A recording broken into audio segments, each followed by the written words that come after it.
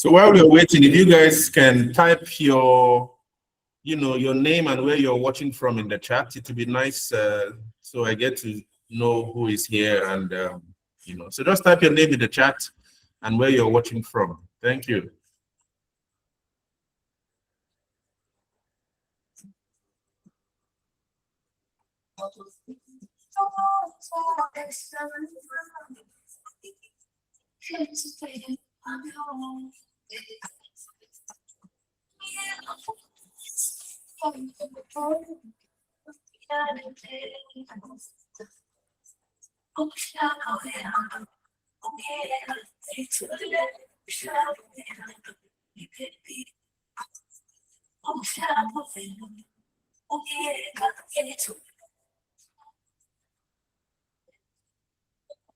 Oh, Amira, you're welcome. Otuoke Bayelsa State. Welcome. Guys, type in where you're watching from. Let's have a feel of who and who is in the room. Your name, where you're watching from, guys. Let's go. Let's make this interactive so we're not bored. Okay, there's so much to learn. So let's be fired up a bit. Yeah, Victoria from Lagos, great. Jeremiah from Jos, wow. Chiamaka Princess Udoka from Abuja, wow. Welcome. Blessing from Bayelsa, Otuoke. Winner Jack from Akwa, Yakubu from Jos, Kilechi Jessica from Buari, Abuja, Gideon from Edo State, Benin. Wow, that's good. Precious from Veritas University, Kadri from Oyiza, watching from Abuja. Wow, great. Nice to have you guys join me today. Really nice. Yeah, Nuruddin from Bauchi. Yeah, I think I know Nuruddin. That's good. Cynthia from Veritas University, Abuja. Eugene from Veritas. Great. Thank you, Friday winner, for being here too. Gloria from Otuoke. Mercy from Otuoke. Wow. You guys are welcome. Bayelsa State. Ngozi from Veritas University. We have our sister Kathleen here. Great. We have Tega from Lafayette. Wow, that's good. Ifeanyi from Veritas University. We have Ella from Veritas. Wow, that's great. We have Jude from Veritas University as well. We had quite a number of people who signed up for today's boot camp. We have Chisom from Veritas University. Welcome, guys. Welcome. It's going to be a really interesting night, eye-opening. And that's my technical lead, Treasure Samuel. Thank you. We have Ayomide from Iresi Polytechnic, Osun State. Wow, all the way from Osun State. That's great. I have Matilda from Federal University Otuoke. Wow. You guys are from Otuoke, Bayelsa State. Quite a number of you. That's good.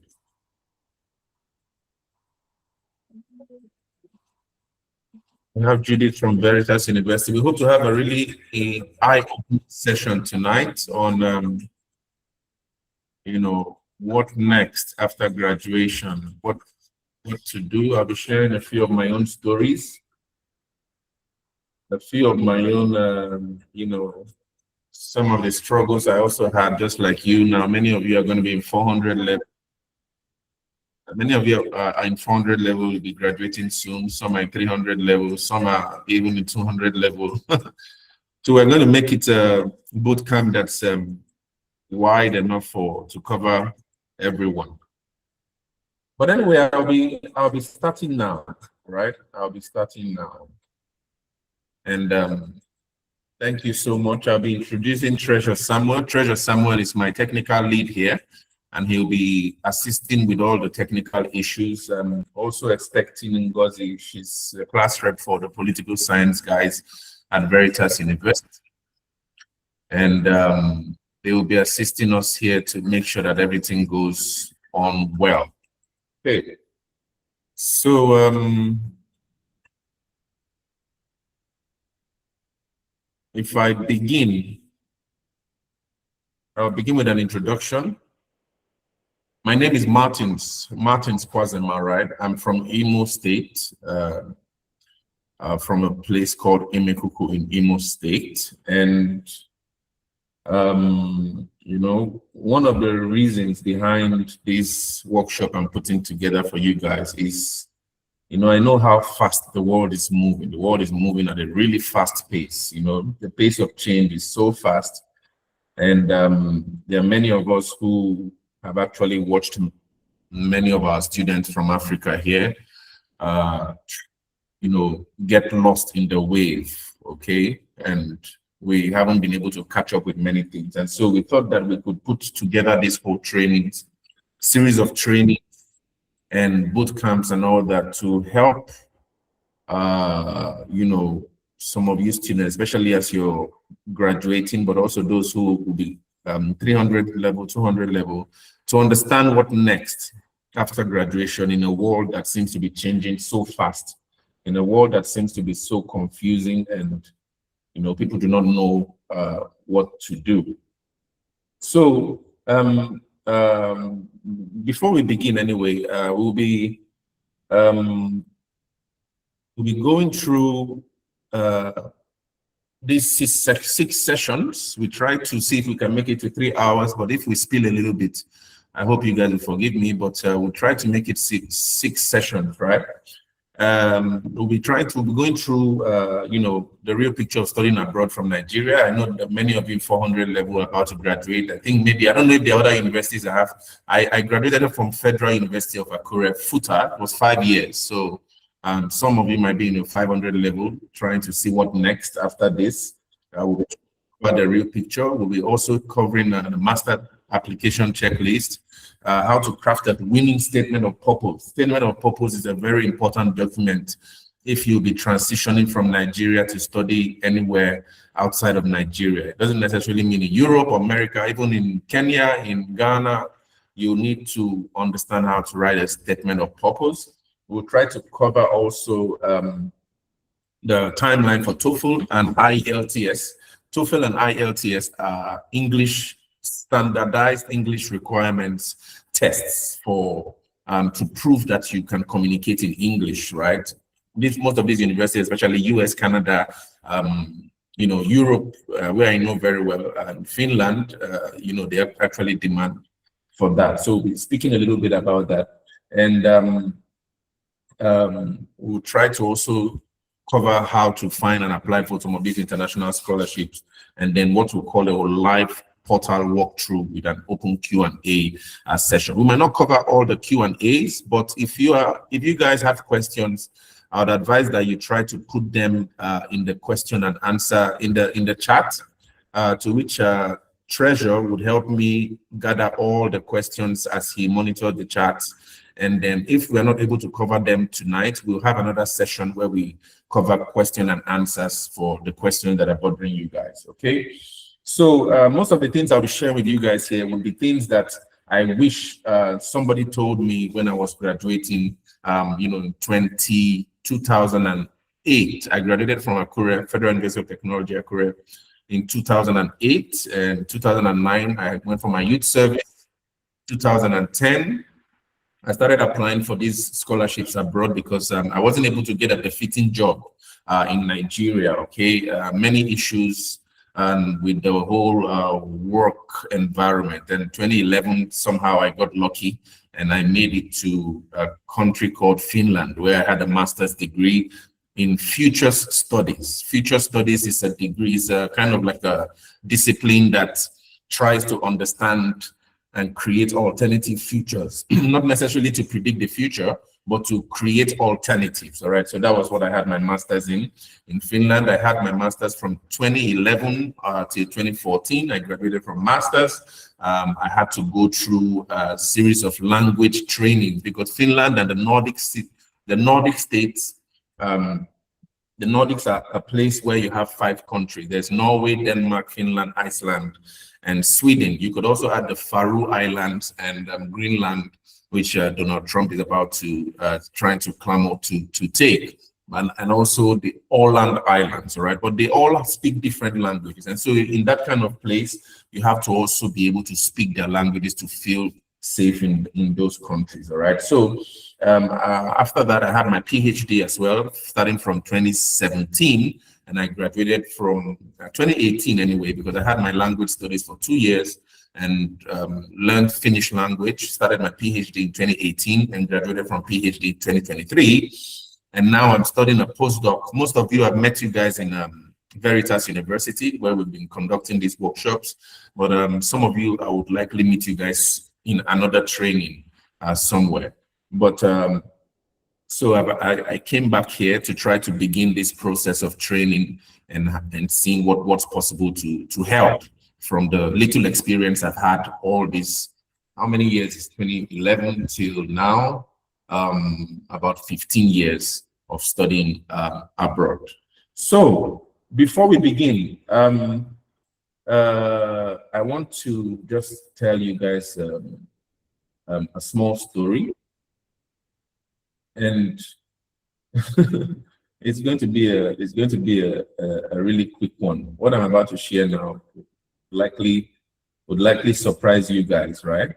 But I remember I graduated from, and probably the story might resonate with some of you, but I remember I graduated from my university, Federal University of Technology, Akure, from a degree called Industrial Design, okay? And I had a really strong 2, and I think I had 4.3 something. I had the best graduating student in the university, best graduating student in my department, highest CGPA in my faculty.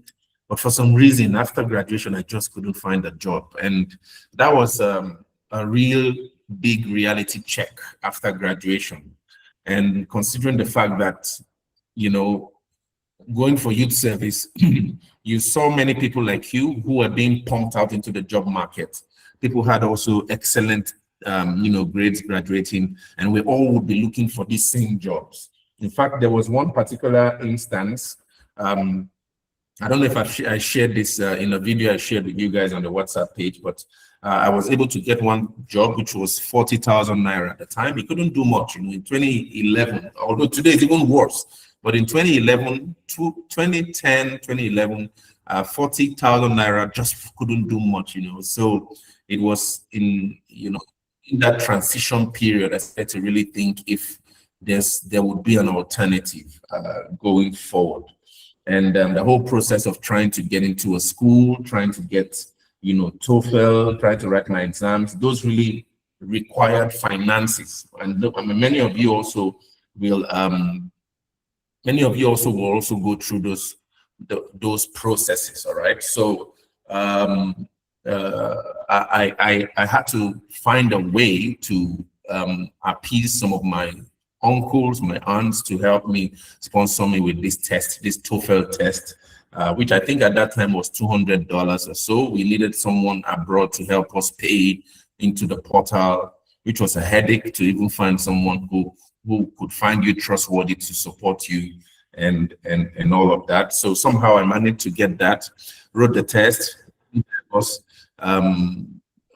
visited the embassy at the point of my application when I got admitted into the School of Economics in a city called Turku in Finland, and then started to pursue my studies. There are a lot of steps, to walk through all of that.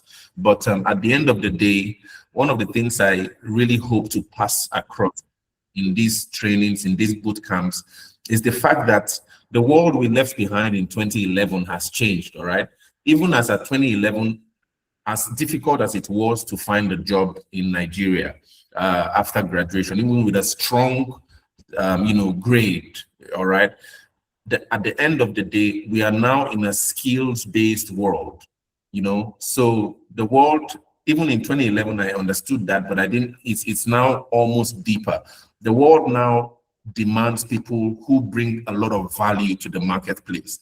Your certificate is not enough. And certificate is a good starting point, but it's not necessarily enough. So you have to also be grounded in skills, in attaining skills, in training yourself, self-taught skills if possible, but then some of them that some of us will be offering as well. You have to have that mentality that this certificate I'm going to be graduating with is not enough. I now need skills to help me thrive even when my certificate fails me. All right, so those will be the that would be kind of like the core foundation of the philosophy I'll be trying to spell out for you guys in this series of boot camps I'll be organizing. So this is kind of like my story. And I think it's really important for you guys to also understand. I'm sure many of you would also maybe connect to some of these stories as well. It's kind of like the same for most of us. We started from a average family, modest family. My family also was below average, there's a way they call it middle income. And so we had to find a way to survive both in university, but also with siblings and all that. So like I told you guys, I graduated with this very strong 2.1. I didn't get a first class, unfortunately, but I had a very strong 2.1 CGPA with all these awards. But my first salary was 40. That was the beginning of my my worry on how to progress in this kind of world. How is it that one could get this kind of scholarship and this kind of results from school, but yet isn't able to secure a job that pays worthy to what you have graduated with. So that's the first realization I came to understand, that your salary is not enough. All right.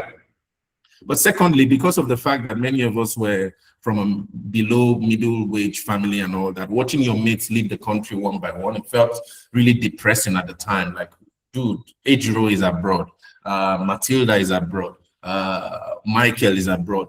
And when we say abroad, not all of them were actually always going to the US or for masters, and some of them even left to Zambia, some left to Kenya. It almost felt as though your life is actually not in par with what your mates are doing. So that kind of feeling could be frustrating. I'm sure maybe some of you might actually be feeling like that already if you're about to graduate, or some of you who maybe might have just graduated, you're beginning to feel like that as well. It feels as though what's happening and all that.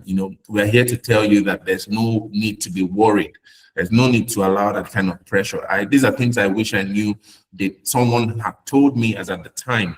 Because at the end of the day, many of those who actually left the country before me somehow still feel stuck. And here I am still pushing forward with a master's degree, with a PhD, with a postdoc, and now in Nigeria trying to train you guys. So there's no need for such tension, all right? You have to walk with your own pace and understand that the marketplace is in demand of skills. Your certificate is good when you graduate with your certificate, but you must always understand the role skills play in the fourth industrial revolution where we find ourselves now, both as a nation, but also as a continent, all right?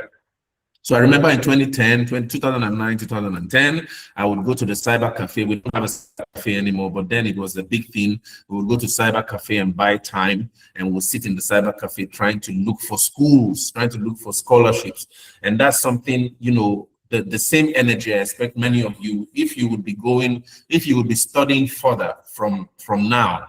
I mean, like by now, you should already start having a list of schools and scholarships, all that. By now you should understand the process of where it is you hope to study, what departments you want to study in a master's degree, for example, and all that. So I used to go to the cyber cafe. We would buy, I think it was 100 naira or 200 naira per hour, and I would go many times and try to sit there and now browse through different schools, what were scholarship requirements. I'll have my notes down, I'll write down the notes, write down their TOEFL limits, their TOEFL or IELTS band scores and all that. So, but we were lucky that as at 2011, many Scandinavian countries were still free tuition. The tuition was still free. All right. So all you needed to do at that time was just to get financial requirements stating that you're able to sustain yourself. All right. But still tuition free. Today, schooling in the Nordics is no longer tuition free, and the school fees are really high, some as much as 13,000 euros. All right, so these are kind of like information we'll be going through as we proceed. But as at then, 2011, it was still really free. And so for some reason, those of us who left at that time were fortunate enough to get in there and start studying. Then one thing also, I didn't have savings at the time. There was no credit card, but somehow I just had to try, and that would be a limitation many of you would have also. Who to sponsor? Who can sponsor me? Who can sponsor these expenses and all that? So those will be things that you figure out along the way anyway. But where there's a will, there's a way. All right. And so for me, I had that will. It was really dogged. And so whenever I spoke to people, they always saw that energy, and many people were willing to help. And so that's how we came here. So if I could do it then with far less, I believe that you guys can do it more. With most of the resources you guys have now, with the internet at your fingertips, you don't have to go to a cyber cafe to sit down and understand these things. With your phone, you can actually go through and understand these complexities, as it were. The internet is close to you. You can always research and do your own homework. And I remember one advice I was given by a neighbor then.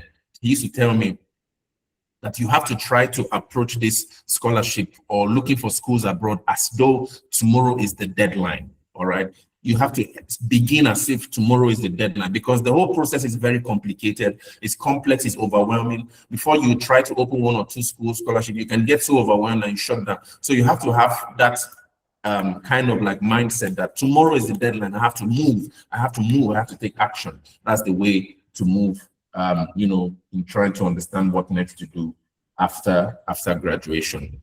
So anyway, for me, the journey to Finland, anyway, what really happened, I think I've spoken quite a bit about this. There was a TOEFL test. Somehow I had an aunt abroad who was able to help me pay.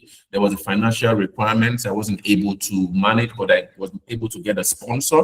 So it would be wise that you guys also start looking for sponsors now and trying to help them understand what you want to do before you graduate. All right, it's really important to do that early. All right, so a sponsor is actually a good thing. The embassy appointment as well. I remember the day I got to the embassy, I realized that I had lost my TOEFL result. Imagine, just before the consulate, I couldn't find my TOEFL result. So these are really important things for you guys to know, that as much as you try to find a way forward, you must also be careful in trying to keep most of your documents, understand which documents you need, try to keep them carefully and all that, so you're not overwhelmed or full of anxiety at the point. I had this really funny story as well. When I was leaving the country at that night, I didn't want to take any food. I just wanted to be free from any kind of error and all that. But at the end of the day, you really don't need that. If at all you'll be leaving the country or something, there's really no need to worry. But anyway, we'll be here and trying to do these trainings as often as possible, so we're able to get you guys as confident as you can. And one of the things I think I would like to leave with you guys is and I wish somebody told me in 2011, it is this whole idea that the students you'll be meeting with outside the country are better than you. That's a lie. Every student I encountered during all of my studies, I realized that they were also human beings like me. All right, so there was no cause for intimidation. We used to think then that oh my goodness, how am I going to be able to compete with these guys? Of course, I mean, like, their educational systems teach in a really different way, where they might be able to cover more things than most of our universities here. But with a few reading and tweaking here and there, I remember I had to go to the library and spend time in the library for about 4 months to be able to catch up. And you do a lot of reading if you'll be finding your way to Europe, especially. But also, I would also argue in Canada, I have students in Canada who speak a lot of you have to read a lot and write a lot. That's the experience I also experienced. So the exams in Finland, for example, they would bring 4 books, and these books would be at least 300 pages thick, and the lecturer would ask you to read 4 books. And there's really just a second.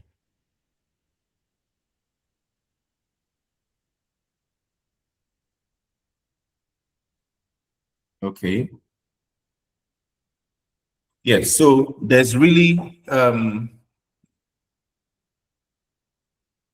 no cause for alarm. That's the message. There's not really no cause to feel scared or feel worried that, you know, the guys you're going to be competing with probably, for example, might be better than you. You guys are actually enough the way you are. All right. Great. And Treasure, can you still confirm that you can hear me? I can hear you, sir. All right. Thank you very much. So we proceed. Over the 12, 15 years I've been studying, abroad and trying to visit different countries, I've noticed that these are 6 destinations many Nigerian students, master students actually attempt to study. And, they are the UK, the United Kingdom, United States, Canada, Finland, Northern Europe. For me, Finland and Northern Europe is where I'm really experienced in, because that's where I've been studying for almost 12 years. But Australia and New Zealand also are really interesting ones. In terms of their cost breakdowns, a 1-year master's degree in the UK is actually between 12,000 to 35,000 pounds. And most of the time when you actually find yourself admitted in a master's degree or something in the UK, or even most of these countries, even in Finland, for example, the limited hour expected for you to work as a student, all right? Limited number of hours.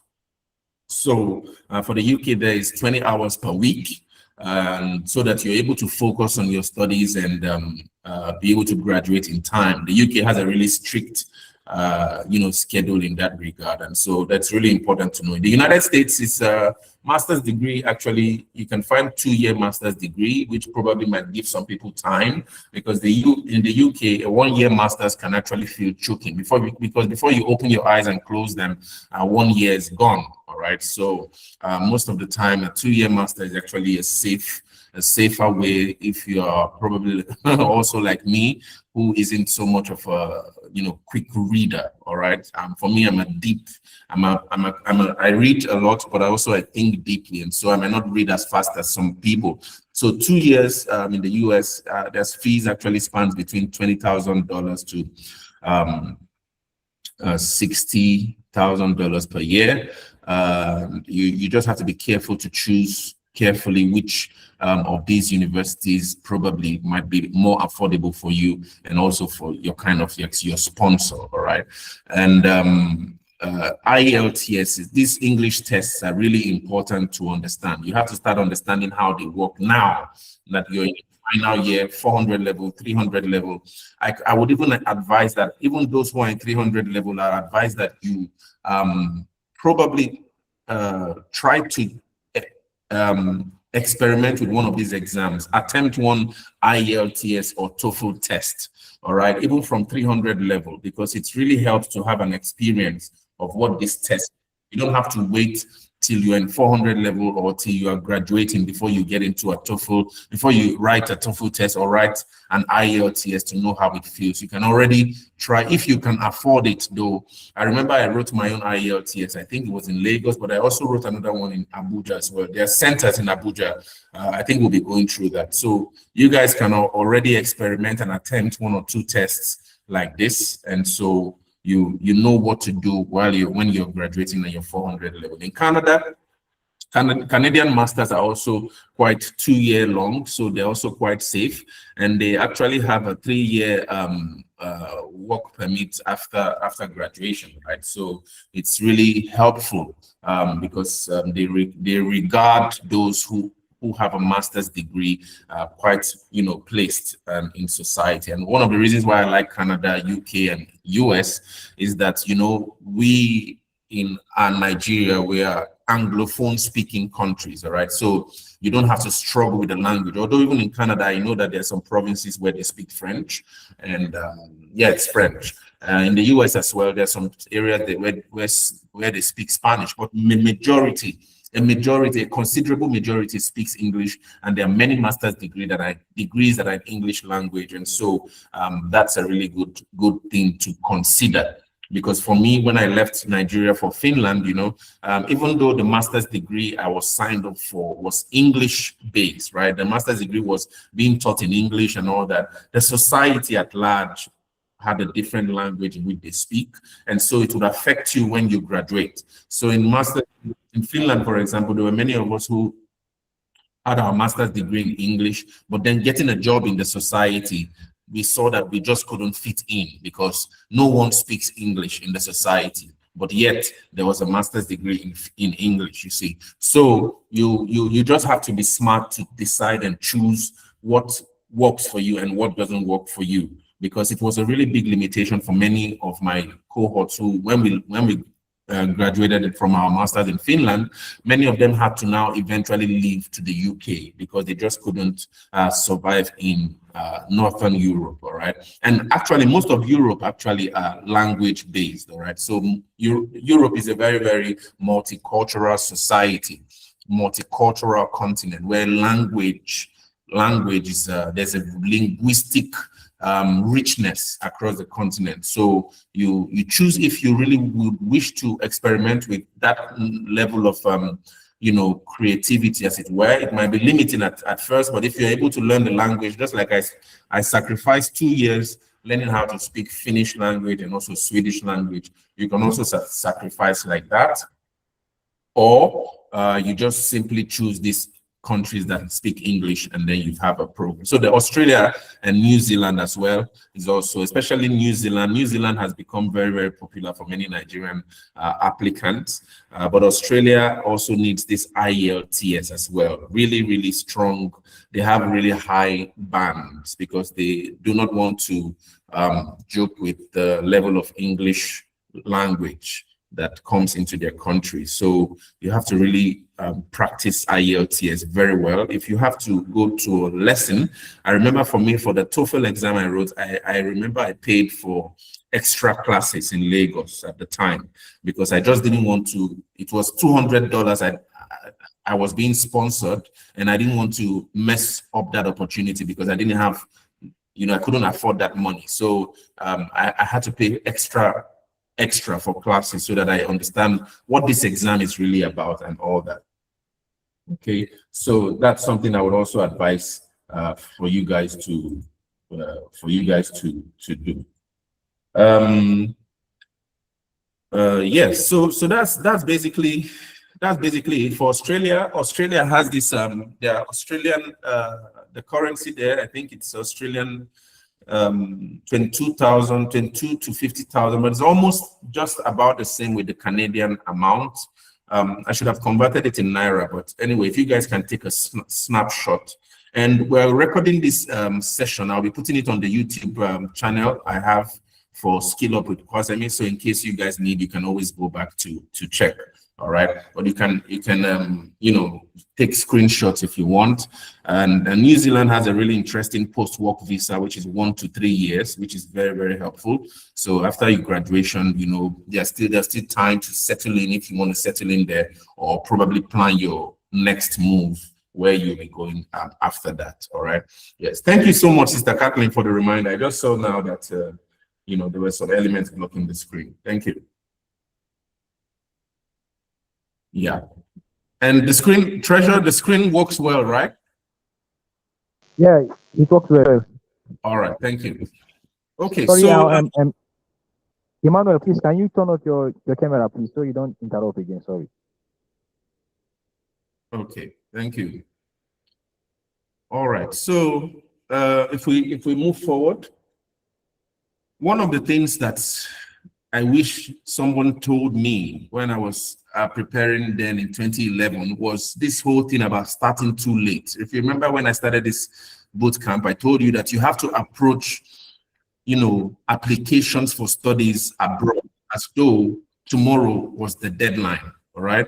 You have to do that because there are a lot of steps that you need to, carry out, to which if you start late, you might end up staying at home for one whole extra year, which can be very depressing if you do not have a job or do not know what to do within that period. And so before you graduate, I know that you have to have your transcript in your hand, and many of you are in private universities. For me, it was a federal university, it was a public university, so we were not promised to have a transcript on time, all right? But especially, I think Veritas University does very well with this kind of processes. So you could already start early in trying to find most of these schools, have a note, have a short list of the schools you wish to have. If it's in Europe, if it's in Canada, if it's in the US, if it's in New Zealand, you already have, if possible, an Excel sheet to help you start drafting out your choices, the deadlines, the requirements for scholarships, the requirements for TOEFL, all that you have to start early. That's the message. You can't start 3 months before when the application deadline will be over. No, you have to, if possible, start like 18 months before the program begins. All right. So this is a long-term preparatory period that you need in order to succeed. All right. So if at all there are some of you now who will be graduating in the next 15 months, or let's say, I don't know how you guys will operate anyway, but if you're in 400 level, or you'll be graduating anyway by in 1 year's time. All right. By now you should have started preparing seriously for what you want to do, where you want to study next, probably for a master's or something like that. So for now, if there will be a sequence, I would advise, this is the sequence I think I would advise. You guys should already have a short list of 6 to 8 programs of schools that you think that would work for you. If it's Northern Europe, if it's Sweden, if it's Finland, if it's the US, you look for the ones that you might be able to afford, or the ones that your sponsors might be able to afford, and have a short list of 6 to 8. Let it not be more than 8, or let it not be more than 10, because if it's more than 10, then you start getting overwhelmed. All right. Because if you make it between 6 to 8 programs, now you are able to prepare very well, because there are many things that go into the preparation. Preparation entails even as far as knowing some of the professors in that school, some of the research topics that some professors are doing, so that at the end of the day, when you start writing your statement of purpose or your interview, they know that you prepared properly. All right. So 6 to 8 programs is my advice. Different countries, or maybe the same country. I remember some colleagues then used to have like 8 programs in one country, like Germany, for example. Germany has I think we'll cover that later on in this presentation. Germany has a really interesting admission system called DAAD. So if you had 8 programs there and you prepared carefully, you would hopefully hit one program, get admitted, and start going. But you can also have 8 programs in 8 or in different countries, and prepare carefully for them. All right. So that's one advice I would give. Then also your TOEFL and IELTS should also be something you start preparing for now. If you're in 400 level, but also even in 300 level, you don't have to wait till you get to 400 level. From 300 level, you could actually, if your parents or your sponsors can afford, let them afford to have you experiment with the TOEFL exam. The TOEFL results actually last for 2 years. All right. So when you have your results, you have 2 year validity period. I think it's the same for IELTS as well. There's a 2-year validity period where it's not expired. So within that 2-year period, you can even send some applications. You can send some applications out with the promise that you'll be graduating soon, and that you have your transcript sent to the schools you sent. So the message anyway is not to wait till you're in 400 level before you get in to have a IELTS or TOEFL test result. You can actually already start preparing now. Then there's also this thing called the WEST. The WEST is actually is a way to test the validity of It's a way to test the validity of your results, the sustainability of your results, where you can use your result or not. All right. So okay, and I've heard now that I've just been instructed now that Veritas University is a partner with the British Council for IELTS. Wow, wow! You guys in Veritas University, you guys are elite. Thank you, Sister Kathleen, for that information. You guys are elite in Veritas University. When I graduated from Federal University of Technology, Akure, we really didn't have these kinds of privileges. All right, so we always had to just go look for TOEFL, look for IELTS, register, have a lesson paid for, and then go. But now I hear that Veritas University is a partner with the British Council for the IELTS. So take advantage of that. If you're in Veritas University, most of you who are listening to me, 300 level, 400 level, don't wait till you are about to graduate. You can already experiment. Take a IELTS test. Have a feel what it feels like. All right. There are 4 sessions of the test: it's speaking, reading, writing, and listening. They test your understanding of the English language and how it is that you'll be able to communicate effectively when you begin your studies as a master's degree student. So to experiment already and do that. Then there's this WES, right? WES is a body it wasn't around during my time in 2011. But it's sprung up somewhere, I think, around 2015, 2016, or 2018, which is a process to evaluate the validity of your, credentials, as it were. So you should also start researching for that. And WES validation needs referees. So you have to start speaking to your lecturers, which of them you think that, understand your work, they are able to back you, they already know how excellent or, your level of articulation, and they can write a referee note for you. So you start researching for a WES, validation for your credentials. Then also a statement of purpose. I think one of our sessions here, we're going to go a little bit deep into statement of purpose. It's the part of the application that tells the school or the person who will decide to give you an admission who they are admitting. All right. It's the document where you sell yourself in the marketplace, in this complex marketplace. It's a really important document that you have to start researching now, and how it works and how the statement of purpose works, and what you have to do to have a winning statement of purpose. We'll be delving a little bit into that, but it's really important that you understand that. Then by month 7 to 9, right? Remember, we're trying to go through from now, if you from this night till the next 15 months, what you should be doing. From now till 7 months time, which is probably around September, November, you should have submitted applications and scholarships. All right.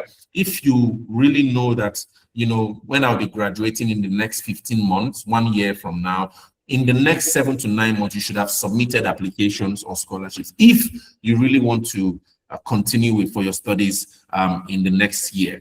All right. By 9 months from now, you should have actually submitted your application. So you see that you must take this thing as though you are under pressure. That's the only way you can succeed. Otherwise, you'll just spend 1 more year in Nigeria, or 1 more year, after graduation, not really knowing what to do. All right. So this is an advice I actually give.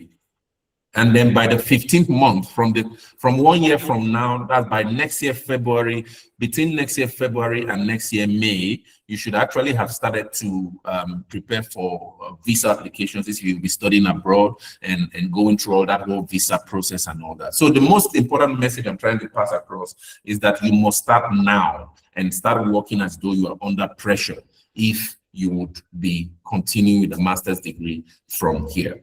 All right. So that's the message I would like to pass across. But anyway, the master application checklist. I'm sure many of you would like to continue with a master's degree. It might not necessarily be in Europe, in the United States. Even if you have to go for a master's degree in Ghana, there are lots of Nigerian students I met in Kenya, for example, who are studying their masters, and really fantastic programs. You don't always have to be in Europe or in US. Even within Africa, for example, there are lots of excellent countries that you could actually experiment with for further studies. All right, but all of them have one particular checklist, a document checklist, things that you have to have handy before you graduate, so that you understand what you need, and we'll be going through them.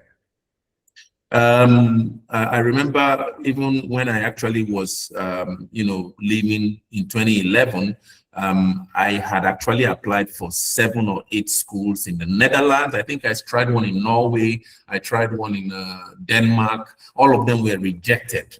I just got this fortunate one in Finland that actually got back to me and like, hey, now you have a admission, and I was so excited. All right, but one of the things you have to understand why many applications are rejected, right, is because of probably a missing document, document that was wrong. There are some schools that actually want a translation of the document, or the translation of the grading system into the system they can understand. Some people miss some of these documents, and it's because of the fact that they start late. That's why it's important early as possible. All right. Many times there are people with very excellent applications, but because they start late, they miss 1 or 2 things, that should accompany the application, and that's the thing. So if you think that you like to, begin a study probably in the next 1 year, maybe if you're in 400 level now, you'll be graduating maybe by August or September or so. I don't yet understand how it works in Nigeria, but then maybe by January, February, you want to begin, you must start now. All right. So that's why we decided to do this boot camp now, as it were. I know many of you in Veritas University are having exams, but it's really important that you begin now. All right. So to categories, if you will be applying for a master's degree anywhere in the world after your bachelor studies, there are 8 categories of documents that are really important that you have to now start preparing. Start having a folder where you are keeping all of these documents. All right, they're your academic documents. Academic documents include your primary education, your secondary education transcripts, especially. And in fact, right now you can even start asking your primary school and your secondary school for those transcripts. Transcripts are really important when most of these international universities go through documents. They prefer to see the transcript and not necessarily the certificate, but also the transcript, so that they know which particular subjects and how the schools handle these subjects. All right. So demand for transcript from both your primary and secondary schools already. There's the identity document. By now, I'm sure many of you do not have a passport, international passport. You have to already start pushing to have international passports ready. All right. I remember then, because I grew up in a place in Nigeria, in Lagos, called Festac Town. Festac Town was a place where at least one member of a family was abroad. So there was this international consciousness in the streets, and everybody always knew that at every instant you have to have an international passport. You have to probably have traveled with that international passport to maybe a neighboring country like in Benin or in Ghana, to at least have that passport stamp. So you have to have your an international passport handy now as we speak. If there are some of you who do not have a passport, you try to push probably your parents or your sponsors to get an international passport ready, because it's really important. Your national ID card won't take you. You need an international passport, not just anyhow passport, an international passport. That's a major identity document that you need, now, if you will be continuing your studies in the next maybe 1 year or 15 months from now. You have to have an experience for an English language proficiency, and the TOEFL and IELTS tests are ongoing. Every 2 months, every 3 months, they are being run. All right, so do not wait till when you graduate. Even when you guys go for a holiday, I think I heard before I came to Veritas University here, you guys were on a holiday, for example. Those kind of short holidays are opportunities to register for a TOEFL test, or an IELTS test. If your sponsors are able to afford to experiment with you to fail, for me, I couldn't afford to fail, because it was difficult to find a sponsor, and so I had to be excellent. But some of you probably might be from a little bit more privileged homes. If your sponsor can have you sponsor you to test this thing, even if you do not pass now, but there's a promise to try again, you do that. Don't wait till you graduate to have an English proficiency test. In fact, by now, I think that there should be some of you who should have had that test in your hands. All right, you have a TOEFL test, IELTS test, handy, so that if at all you be putting, because these are very important parts of the application, they always ask for an English proficiency test, and you must have that document in your hands as you apply. All right, some might consider, you sending the code. There's usually, when you write the test, there's a code TOEFL will give to you. You send that code to the school from where they verify, but many would actually ask for the certificate. So try to get a feel of English language proficiency test, write that test, understand how it feels. Even if you do not do well the first time, at least you know what this test feels like. Try to get extra lessons for such tests, and then have that down. All right. Statement of purpose, really, really important. This is the key. This is where you sell yourself, because many of these schools, they do not want burdens. All right. They want people who add value to their school. So they do not want you to come in with this mentality of I'm just going to have a master's degree. No, what are you bringing to the university? What are you contributing to the university? You must be a person of value. You have to have been doing something, and then you express that in your statement of purpose, because that's where you sell yourself. All right, there's some statement of purpose when these guys who go through the application read that from the first line or the first 3 lines, they already know that we're going to give this guy an admission. All right, so we're going to be touching some of those tips, and in further boot camps and tutorials I'll be doing on YouTube and all that, I'll be breaking some of these things down as well. But these are really important documents you have to have now, or probably within the next 3 months, if you think that in the next 1 year or 15 months you wish to continue studies internationally. Then you need recommendation letters. And now you should already start speaking to your possible referees. That's the word I'm looking for. You should start speaking to your referees by now. All right. Your referees are your lecturers, your teachers, people who you have worked with, who understand your capability, who are able to write a letter to prove that you are a really capable person in what you do, in a task you achieved some excellent results and all that. Your referees must be aware of what you are trying to do now as we speak. All right. So that because they're also very busy.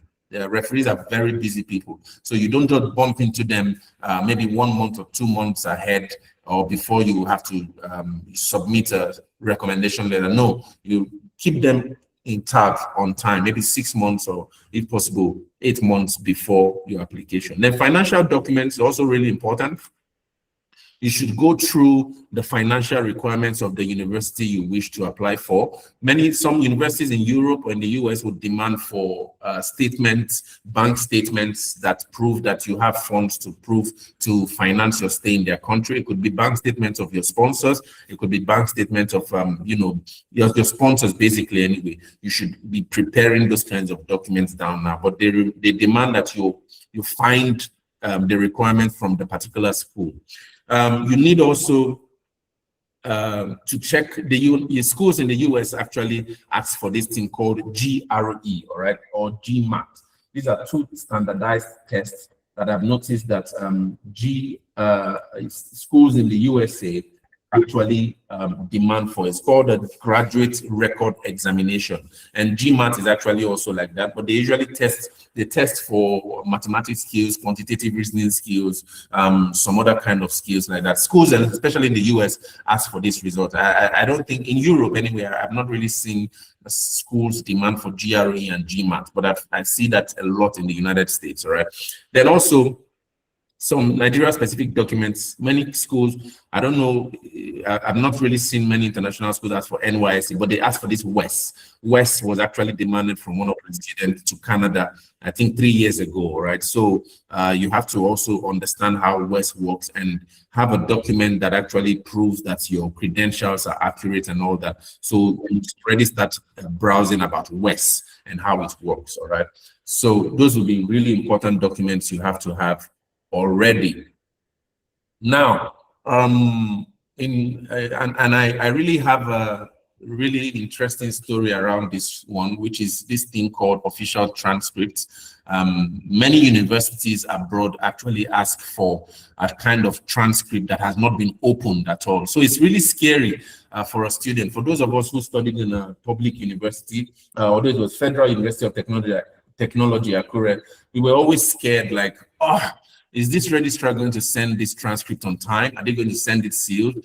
And the funny thing is that when the university tells you that they'll send the transcript, you don't know when they're going to send it. You don't know, you're not going to get a notification on if they've sent it or if the university have received it. You just have to somehow move by faith, all right? So I think for many of you who study in Veritas University, I'm sure you can have a trust in the logistics of the university. It's a high trust university from what I've experienced so far working with Veritas University. You guys are really fortunate, in Veritas. You need to have your official transcript. You have to communicate with your registrar on the requirement from the school you will be attending, right? On if they need to send the transcript sealed or not. I remember some universities in Finland were still able to take transcripts that were scanned, but you have to have what is called a notary public. So there has to be, you have to go through a notarization from a court or a legal body to show that this is a certified true copy of this transcript. But many other universities would ask that the school send the transcript themselves. So these are things you have to communicate with your registrar already early. It's not something you do, just at the cost of graduating or even after graduation. You have to already start communicating with them that this is what I want to do, if possible 6 months to when you're graduating, so that at the end, as you graduate, on that day of graduation, your transcript can begin to start being processed so that you do not miss the timing for the school, you'll be sending them to. So my advice is that you start requesting now, for all of this, and don't wait until you have an offer for a university. Start trying to demand for a transcript now. Sometimes a school can actually give you a copy, with you, and they then ask that they're going to send the copy to the schools. It's good to have, if it's possible, a copy with you that is notarized, all right, so that at the end of the day you have something to show as a proof that my university is going to be sending my transcript to you themselves, but I have a proof that this is what is coming, right? So that's a really important one as well. Then if you've not graduated, I think really important, especially for some of you who might want to start this whole thing before you graduate, I think it's really important to speak to your head of the department on your plans, what you really want to do. And this is why I say that you have to start doing these things as early as possible. Your head of department already needs to understand your time structure from now to the next 8 months, 10 months, 12 months, what your larger plans are, all right? So that even when you've not graduated and a school you've sent an application to is asking for a proof that you'll be graduating maybe in so time, your head of department can write a certain kind of letter with a stamp of the university saying that this student is going to be graduating at so and so time, and then they can use that to begin to process your admission going forward, all right? So that's a very handy document to have from your HOD. Sometimes it's I don't know if it's the head of department or some other body anyway, but it's a really good document to have handy as you prepare. Then your CV.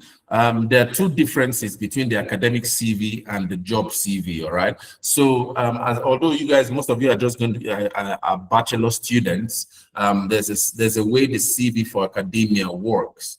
I'm sure maybe by the time you'll be graduating from your bachelor's, you wouldn't have maybe conferences or research projects, or maybe some of you could have, but you design your CV you sent for a school abroad for a master's program in a different way from how you design your CV if you're going to be applying for a job, all right? So the CV to the university, they want to see the projects you've done in your research, some of the research projects you've done, some of the conferences, maybe seminars you attended. What was your contribution? How active were you? What were your academic interests, all right? So these are two CVs. You don't send a CV for a job you want to apply for in maybe Nestle or you know, for a job, for example, to a university where you are trying to apply for master's degree. No, you prepare an academic CV for a pursuit of academic master's degree. All right, so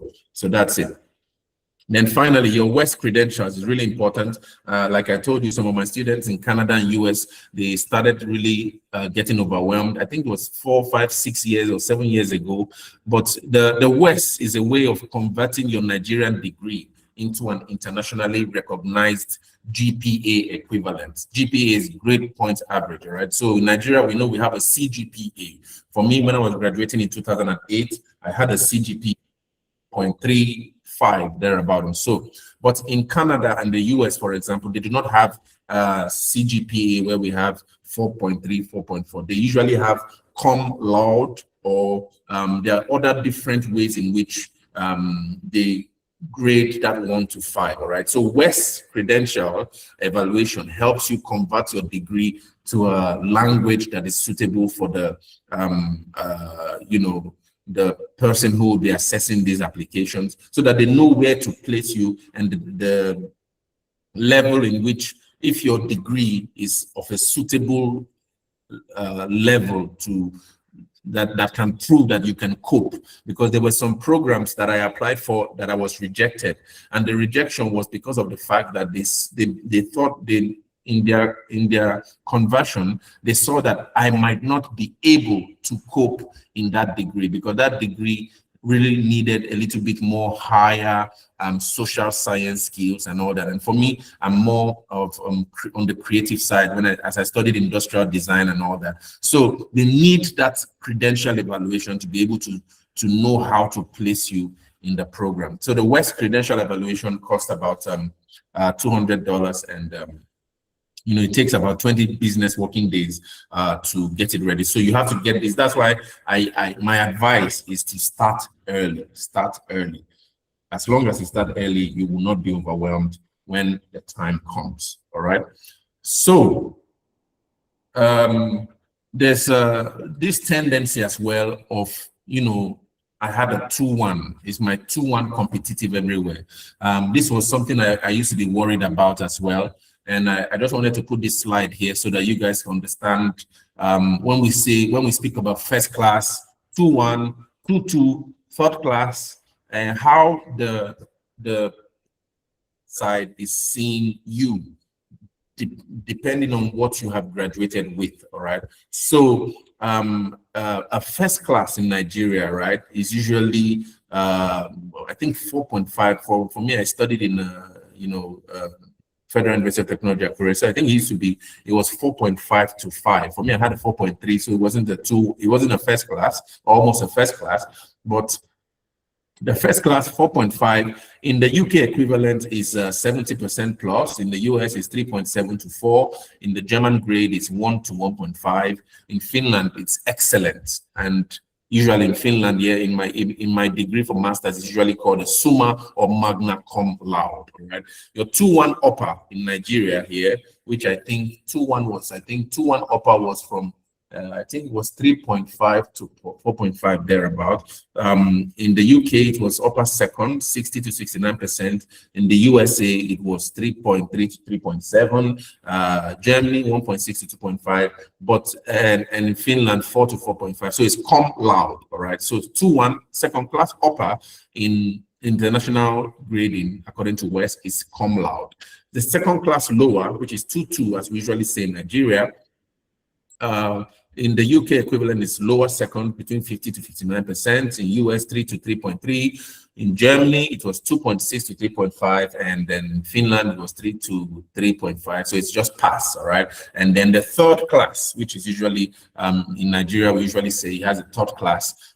In the UK equivalent is 40 to 4.49. USA, 2 to 3. Germany, 3.6 to 4. Finland 2.25, and then it's usually called just below honors. All right. So the terminology differs. That's the most important thing, and so that's why West is a really important document for you to have, so that the guys who are grading you and as they're processing your application, they understand where to place your application and if they would give you an admission or not in the right program, so that you won't struggle or not. There are people who are eventually got admitted with a 2 2. That's a second class lower, right? But at the end of the day, when they got there, they found themselves doing better than someone who probably had a 2-1 or a first class, because these things depend on your interest and where your strengths are. All right. So it's really important to have that West. All right. But the most important thing is that never think that your degree in Nigeria is not competitive. All right. If you have a 2-1 in Nigeria, right, you are really top notch. You're an excellent person. For me, I had a 2-1 when I got there. I know even though I had to do a little bit more readings, I was able to succeed excellently well. My studies continue to masters, continue to PhD, and now continue to postdoc and be a professor quite soon. So these are really important messages I wish I had been told in 2008, 2009, when I was also preparing for what next after graduation. All right. So that's a really interesting message to know. And Treasure, can you confirm that you can still hear me?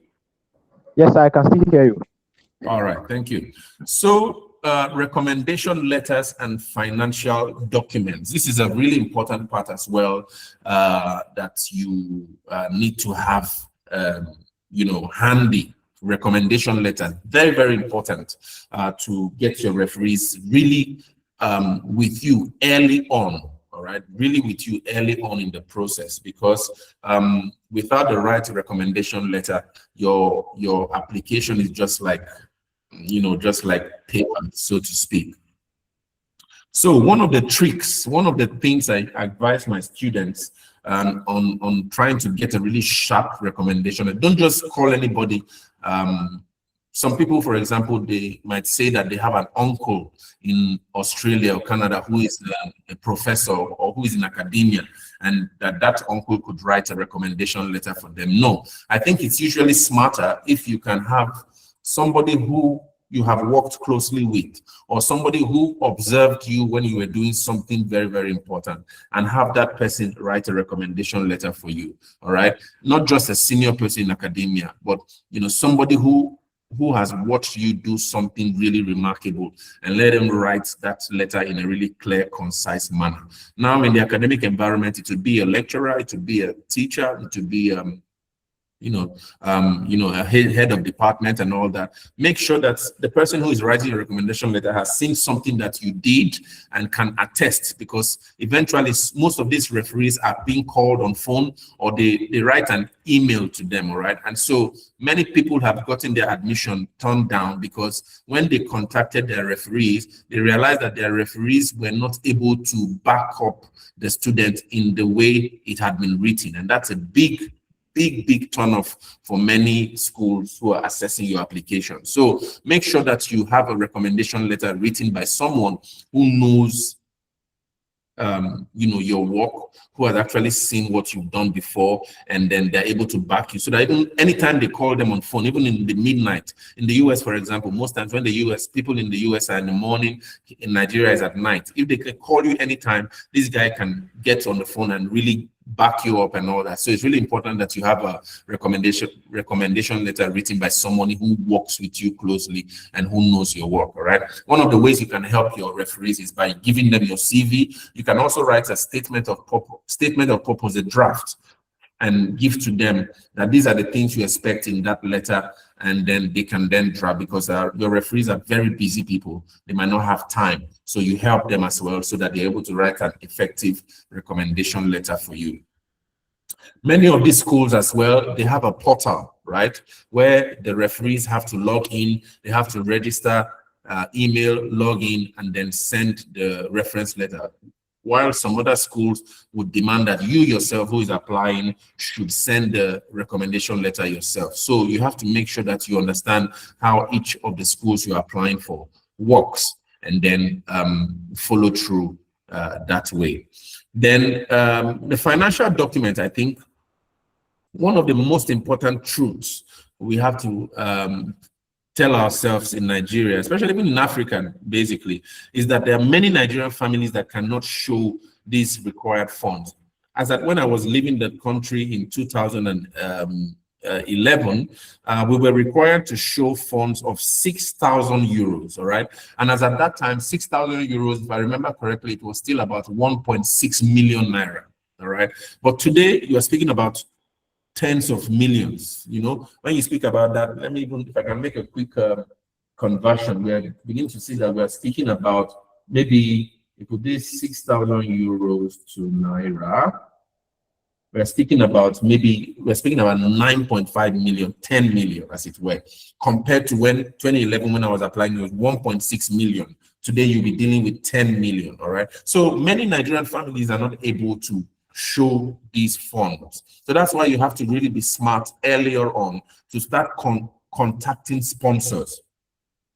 You know, contacting sponsors is not a negative thing. It's not a crime. Having a sponsor to sponsor your schooling is not a crime. So you have to have a sponsor that can back you, that can vouch for you, that can, you know, whenever they're called, they hold their chest and say, yes, I'm the sponsor of this student, and they can prove with a certain level of income. They might not necessarily give the income to you, but all they need is a proof that they can back you that, yes, this income, I have this income, and I'm the sponsor of this student, and this income I'm showing here is able to cover their scholarship costs and all of that, all right?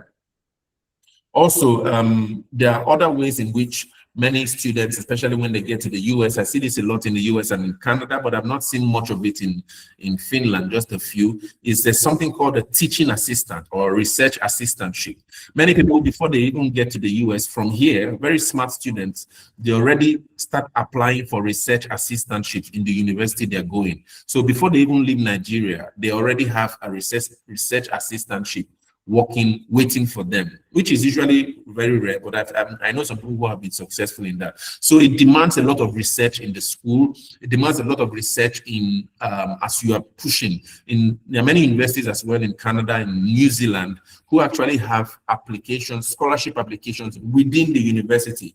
They can give you the scholarship, you know, even while you are being given an admission, all right? So you have a scholarship and then your admission, but you need to have research and applied for those kinds of scholarship while you are writing your TOEFL test, while you're writing your IELTS test, while you're preparing. So you see that you really need to start working with these things really early and researching carefully so that you know how to fund yourself, whether through a sponsor or through a possible scholarship or through a teaching or research assistantship from the university you will be applying for, all right?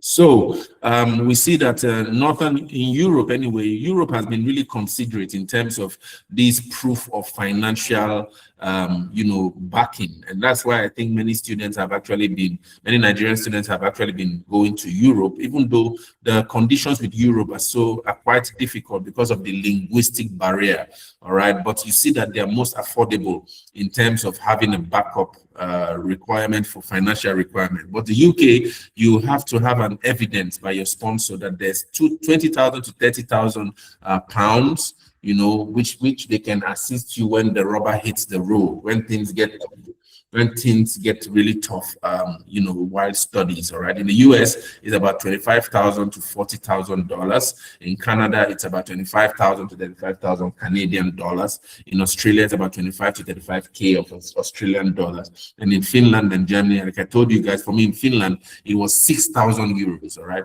But now we see that it's now 10,000 to 15,000 euros, which is still very, very, in fact, it's still the most affordable so far. And many European countries vary within this range, all right? So you start to ask for sponsorship early in time. If you have an uncle who you know will be willing to sponsor you, an aunt, sponsor, you start letting them know early on the kind of things you'll be needing going forward. So we'll be moving now into this really critical document called the statement of purpose, right? Which is a very, very important document.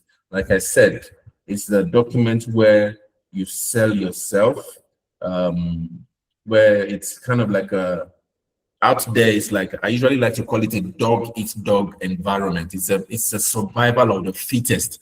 Only the strong will survive, as as if some of you who listen to Damian Marley, they sang a song that says that only the strong will survive. All right, that's the way these international environments out there are, because your competition is a sharp mind from Germany, a really intelligent lady from Switzerland, a really sharp intellectual from New Jersey, the US. So the fact that you're studying here from Nigeria and trying to really try to pursue an application, you should have that in mind, that you are competing with some really intelligent minds who are at your same level. So you have to be at the top of your game. These competitions, these applications for admission are very competitive. Sometimes you're competing with an Indian whiskey, for example, or some whiskey from Australia, and you can't afford to just put in just any kind of application, which means you yourself, as you are preparing for what next after graduation, you should make sure that you are developing yourself so much, because it's no joke out there. The university doesn't want bodies. University doesn't want people who will come and start giving them bodies. They would only filter people who bring value to their university, who bring value to their departments. All right. So if you would be successful, you must understand that your competition is also not joking. So you also have to be at the top of your game, even as a 400 level, 300 level student. All right. And so this statement of purpose is where you demonstrate your excellence, as it were. The statement of purpose is where you demonstrate your excellence. So what is the statement of purpose and what does it comprise of? The statement of purpose is a really powerful document. Actually, had my own statement of purpose when I applied in 2011. I'll share with you guys maybe later on the Facebook group. And if you guys haven't joined the Facebook group, I really advise you guys to, after this session, please try to go. We'll be sharing a lot of things on that Facebook group. And so that's why I really have been asking you guys to make sure that you're on that Facebook group. It's very important. I'll be sharing some of my own personal statement of purpose, the one I used to get an admission in 2011 there, and also some other documents as well, along my long academic journey all these years. But the statement of purpose, like I said, is not a summary of your CV. I've seen a lot of students, have a statement of purpose where they just make their CV into a kind of like a story, and they apply to almost 40, 50 schools. They just can't understand why they cannot get an admission. Your statement of purpose is not a summary of your CV. It's not a list of your achievements. It's not a list of what you have achieved. All right. It's not a list of maybe if you say you achieved, or some of you, maybe you moved from one bachelor's to another bachelor's and you think that's an achievement. No, it's not a list of your achievements. It's not a list of what probably you've done as a student. A list is not a letter that is praising the university. I've seen some of the students, they write and they praise the university they're going to. This university is a great university. This university is one of the best is in number 35 in the world. Those kind of research is good, but your statement of purpose is not the place where you should be, trying to prove that the university is a great place. It irritates the person who is reading on the other side of things, that you're just trying to flatter the university instead of showing your value. The statement of purpose is not something that you use to describe all the things you have always been passionate about. Many people start the statement of purpose with this line: I have always been passionate about studying in your university, or I have always been passionate about studying accounting as a master's student. That's very, very, in fact, if they see that in the first line, they just kick out that application. All right. The statement of purpose is not also since childhood I had dreamed to work to study in this school since my childhood. Nobody cares about what you have dreamed of since your childhood. I told you guys out there, it's a dog-eat-dog environment. It's a survival of the fittest. It's a very harsh space where only the strong survive. So you have to have bones and thick. Nobody really cares about your dreams or what you dreamt as a child.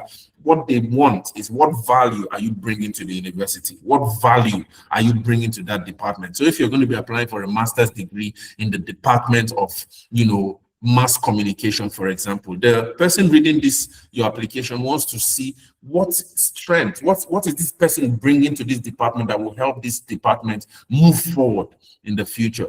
So this is it. That's why many times I see it like a market. You have to sell yourself properly in that market, all right? And so the statement of purpose is where you demonstrate that excellence, all right? So here, like I said, I've said that the statement of purpose is a compelling, specific, well-argued case for why you, this particular human being with this particular background and this particular goals and this particular vision belong to this specific program at this specific university. All right. So like I share, I said, when my statement of purpose for Finland told my story, they see the hunger, the specific reason for choosing that program, the clear picture of what I wanted to do with it, and that is what made it work. So I was able to capture, I was able to show how hungry I was for that particular program and the future plans I had for that program, right? So it was a master's degree in future studies. I already knew that I wanted to understand how to create alternative futures so that I could be able to impact other generations coming forward, which is eventually what I'm doing now in 2026. This is 15 years later, all right? So that statement of purpose has to capture that hunger, that desire, the vision with clarity and what you really want to achieve with that particular program in the next 10, 15, years if possible. All right, so these are some of the tips and tricks why many people send applications across the world and yet they do not get admitted. These are the simple mistakes. The statement of purpose has really made a lot of people fail in their application processes, and so it's really important that you guys understand that. Now, to break down a statement of purpose really carefully, all right, there are 5 elements of a statement of purpose. And, if you guys would take a snapshot, I think this is a good time to take a snapshot, but also we are recording and I'll be uploading also on YouTube. So you guys can actually also find this recording on my YouTube channel and also share with your friends after today's bootcamp. But there's a hook, all right, a hook, like the fish, when you tie some food in the hook, and then the fish goes there and sees that hook, and immediately they put their mouth in, they can't let go, right? It's a hook. So your statement of purpose has to have a hook where whoever is reading on the other side, immediately they set their eyes on the first line of that statement of purpose. They are hooked and they have to go further and further and further, and you must understand how to continuously take them further and further. So the hook is a specific scene, is a specific moment, or it's a specific question. It's not a childhood passion or a childhood dream that I dreamed that I would build, I had a dream when I was a child. No, it's a specific moment. It could be a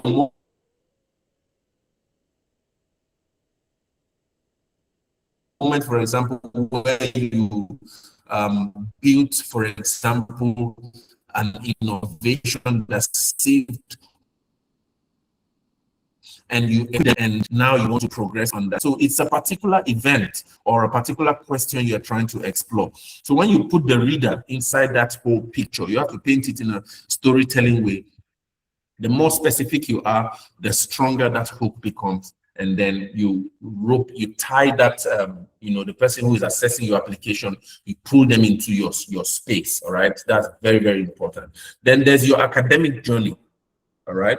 Your academic journey is also a place where you sell yourself. You have to really learn how to sell yourself. For me, for example, I went to a Catholic primary school, all right, in a place called Festac Town in Lagos. It's called Nazareth Primary School. And in your statement of purpose, you write how such an excellent space contributed to your intellectual development. All right, you sell your academic journey. In secondary school, I went to a Federal University of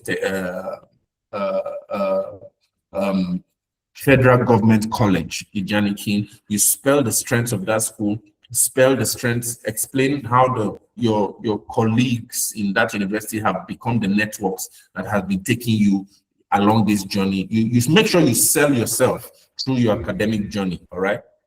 Yeah, I said that you have to have your academic journey. You must also sell your courses, the courses you did, your thesis, especially in your bachelor's, how important it was to the university, how important the research was, and then you contextualize your Nigerian degree. In other words, how did that your degree contribute to improving the immediate environment, even in Nigeria? What did you find? What question did you answer? What questions did it leave unanswered that your master's degree now will now answer? Always make sure that in your statement of purpose, even if you'll be doing a degree in Canada, how will the answers of your master's solve a problem you saw in Nigeria? This is a really important part of the statement of purpose, so that the person who is aggregating that knows that you have a mindset of solving problems in your local territory, and that strengthens your statement of purpose very, very well.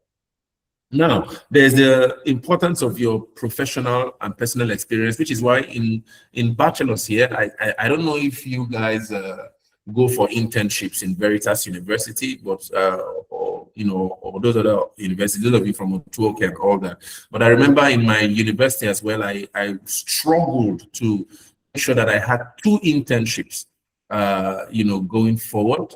And they were very, very important for my application, because in those internships, even though they were 3 months each, I was able to get some skills that I was able to sell in my statement of purpose. All right. So those you do not have an official internship from the university, some form of time, maybe this, when you guys go for holidays, always try to make sure that that holiday you attach it to some kind of training, some kind of skill acquisition campaign or something like that. Those are really important elements. Also, I remember I signed up for Oracle certification. So I'm also Oracle database certified. All right. And I had to sell that there. That's part of my professional experience, even while I was still in Nigeria. So you have to sell those kind of things. Also your freelance project. And that's why in the Facebook group, I've been encouraging you guys to join. We'll be trying to create some trainings in AI, social media content creation, so that some of you have some skills in freelancing that you can sell in your statement of purpose. It's very, very important for you to understand the role of freelancer. If you know how to design graphics, if you know how to do 2D animation, if you know how to create a website, if you know how to design an AI character, and you put it into practice in freelance project, those are really important elements that you could use even before you graduate, and you sell them out in your statement of purpose. Very, very important. And then I think one good example is also a specific project that is described with precision. One specific project described with vague list. So even if you have just one particular project that encompasses many activities, right, that bring value to your application and also bring value to the university you're going to be applying for, focus on that one particular project, one particular event, as a means of selling your professional or your personal experience in your statement of purpose. All right, instead of this long list of different things you did. I mean, the long list is good, but if you have one particular event or one particular project that encapsulates all those things, it's a very, very excellent way of going about that. Then there's this part, why you chose this program and also why you chose this university. So this means that you have to have done a lot of research on the university you'll be planning to apply for, and also the program you'll be applying for. All right, you have to research both the professors in that department. You have to research the research themes that the department has been doing, which professor is handling which. All right, so when you give an example, for example, you see you're applying into this department because you are so in the project handled by Professor Emmanuel Hunter on fish farming and all that. You have to be so specific so that these guys will, in your statement of purpose, know that you are not a joker. You understand very well what you are after, and that you already know which professor or which department is going to be able to help you achieve your long-term goal. All right, so name a specific professor, name a specific research theme, reference a specific module. Sometimes it's the module in the course. So sometimes the department has some of their courses online, There might be a module, maybe fundamentals of artificial intelligence. It could be fundamentals of, machine learning. You mention that specific module and describe how it's going to help your eventual long-term plan. So these things are very, very important so that at the end of the day, you don't just end up praising the university, because some people write statements of purpose and they say, this department is excellent because it's a world class, it's number 50 in the world of universities, and it's such a great place to be. No, nobody cares about that. Nobody wants to hear you. They already know how great they are. Most of these universities are top 70 in the world. All right, they already know that they are so great, but they want you to sell the value you are bringing into their space. All right, otherwise you're just another piece of paper to them. So you must learn to sell yourself by conducting this research on the departments, on their modules, on their professors, their research teams, and then how it's going to help your own application on the long run going forward. And then finally, your future goals. This is the part I think that got me really lucky in my own statement of purpose, because I took a lot of time to focus on what my future ambitions would be when I get admitted. All right, you have to tell your short-term plan and long-term plan. Short-term plan is within 2 to 5 years. Long-term plan is within 7 to 15, 18 years. All right, so you must be able to think carefully as you are preparing for your application. What are your short-term plans? What is the short-term vision you have? This whole thing about just to japa from Nigeria is not enough.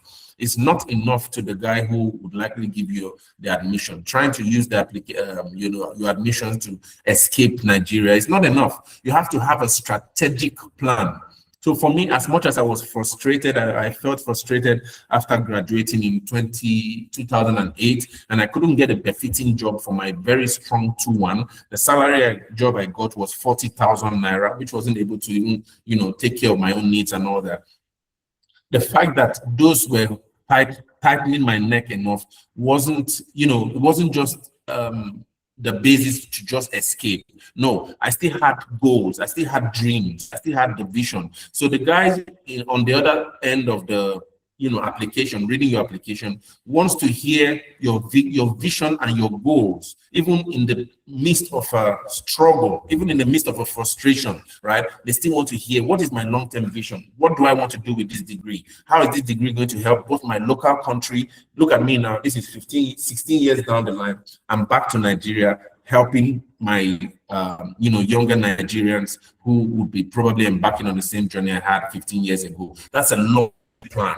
All right. So even if you, at the end of the day, you want to just jack back, fine, no problem. But the guy who is reading your statement of purpose doesn't want to know whether you want to jack back or not. He's interested in your vision. He's interested in your strategy. He's interested in how impactful you want to be, both to the university, but also to your own local world. So you must be able to capture that. All right. And here I said you have to be brutally specific. Don't just mention that you want to contribute to Nigeria's development. Nigeria has too many areas to develop. There's the women rights, there's the rights for females, there's the gender equality. There are many things. You have to be very, very specific on what it is that your vision, your long-term vision, aims to contribute.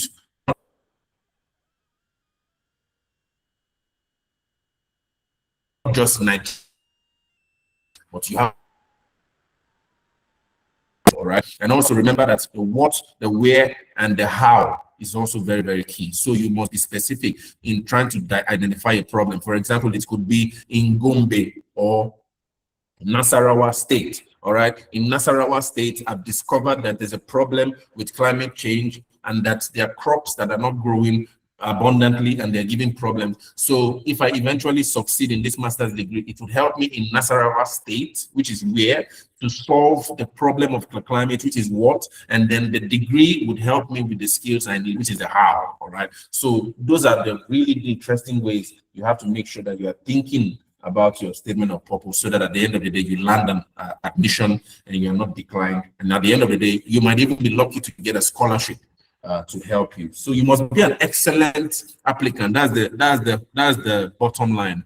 You have to be an excellent applicant.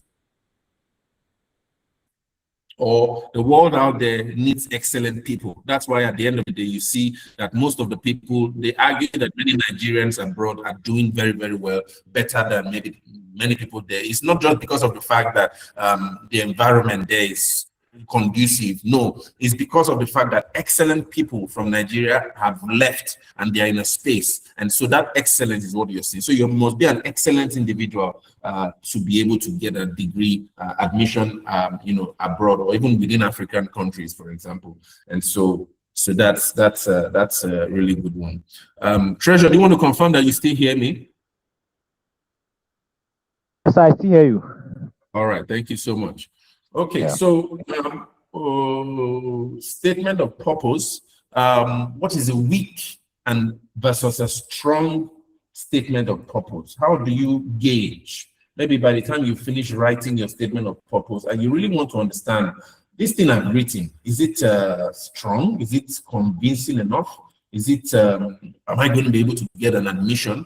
So these are some examples I've seen in how people word or the wording in the statement of purpose that at the end of the day results in failure to get admission. All right.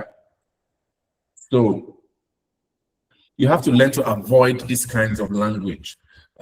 You must learn to avoid these kinds of language. It says, the weak one, do not write this. I am writing to express my interest in the Masters in Development Economics at your esteemed institution.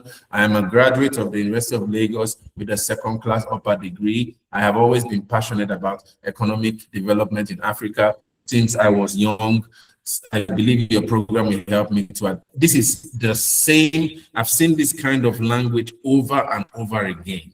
And the moment the guy who is in the school opens this kind of statement of purpose, he just throws it in the trash because he has over 400 applications to read.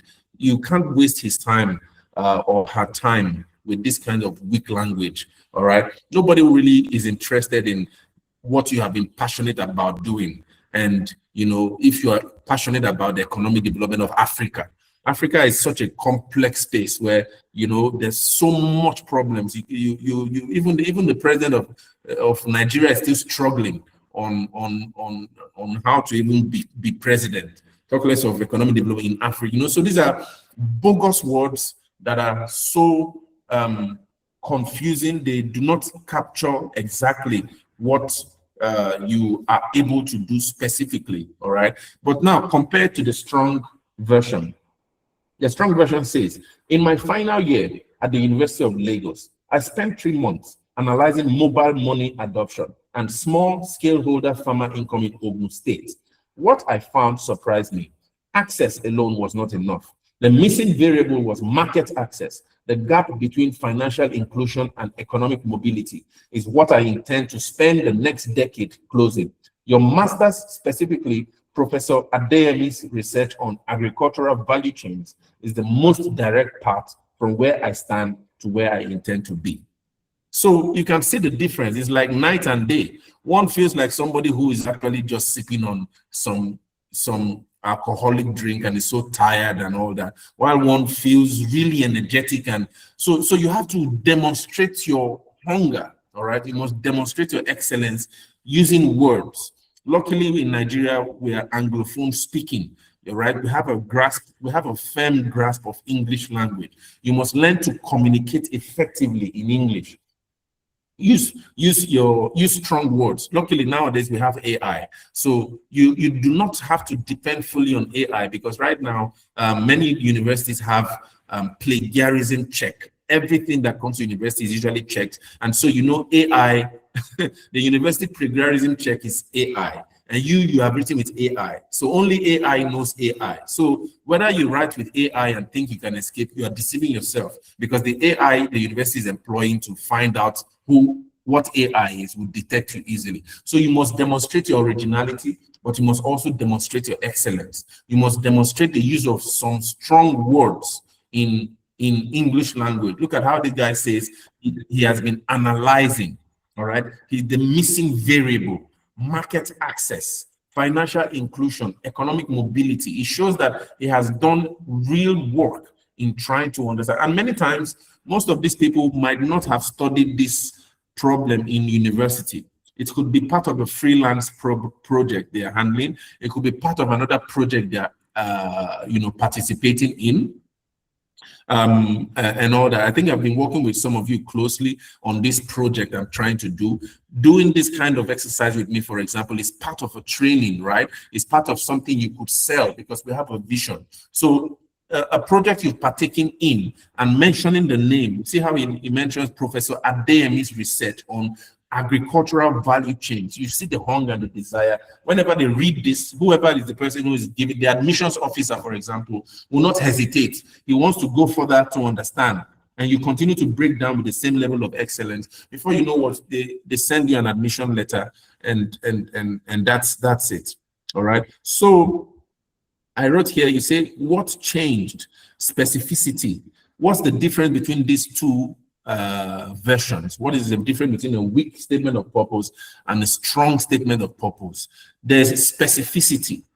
You see, the guy is so specific. He says that he wants to spend the next decade understanding the gap between financial inclusion and economic mobility. All right. Now, he also has a scene. What is the scene? In the final year in Lagos, University of Lagos, he spent 3 months analyzing mobile money adoption and small-scale holder farming in Ogun State. All right, that's the scene. What then did he add? The name of a professor. You see, he's adding Professor Adeyemi's research. So the argument is so clear. All right, you have to show and don't just tell that, I've been passionate about economic development and all that. No, but you have to really have a clear argument that really has specificity, scenery, and named professors, and also a clear argument. That's really some of the things that make a statement of purpose like this really, really effective. All right. So yeah. So we'll move further. After this, we'll just have a small 10-minute break, and then we'll maybe go take water. You can put off your camera and all that, and then come back. But I wanted to cover some common statement of purpose mistakes that I've noticed that many African applicants make, especially also in Nigeria, right? And it's these terminologies here. They start with, I have always been passionate about, or since my childhood, is something I've always wanted to do. Like I told you guys, it's like a dog eats dog environment out there. It's survival of the fittest. Only the strong will survive out there. So nobody really wants to know what you've been thinking in your childhood. They want you to demonstrate the value you are bringing. They want to, and sometimes I usually, when I was younger, I used to see it as unfair. Like, these guys just want to keep on using what we have, always bringing value. But it's also the same, even if you're looking for a job. No job except maybe government institutions. I think I have friends that have worked in government parastatals in Nigeria. Many times they just go there, they sit down, they sleep, and they wake up and go. And no. If you're working for a private entity or firm, for example, every company wants to make profit, and profit comes with hard work. All right. So you must be demonstrating your value at every instance of your existence at that place, in the marketplace. That's how it is also for university applications after graduation like this. You must always be able to, first of all, make sure that you are a person of value. Do not be so redundant. As a student of Veritas, I've spoken to Ngozi, for example, who I've been working with, or even Treasure here, who is my technical lead. Excellent people who are already doing things even before they graduate. All right, they're doing significant, they're significant feats. Some of them are solving technical problems, some of them are solving IT problems. So before you graduate, you must always make sure that you are a person of value. You have something to contribute. It could be graphics design, it could be writing letters, it could be constructing CVs. Make sure that you have the 2026, 2027 kinds of skills that companies or individuals need to help their career go forward. All right. So you must be that kind of person. Then demonstrate that excellence in your statement of purpose. That's one very, very important way to do this. Now, second common mistake people make is that they write only one statement of purpose for every university. No, you have to make sure that your statement of purpose is customized for each university you're applying for. All right, you have to customize your statement of purpose. It's very, very key, very, very important. I think I got a message here. If there are people who are trying to log in, please, someone here says I'm logging in and they're requesting for a password, which I don't have. Kindly share with me. I don't know if you guys had to get a password to log in anyway, but whatever the case is, we'll just work with what we have. So I was saying that make sure you customize your statement of purpose for each university, all right?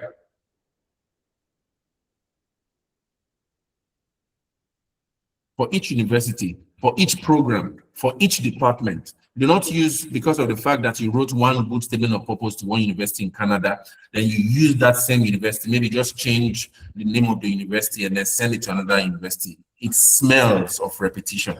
So you must be original in every statement of purpose you write. You must be very, very original in how you do that. All right. Make sure to fit the requirements of the institution, to fit the requirements of the department, to fit the requirements of the program, and to fit some of the research themes in each department. Okay.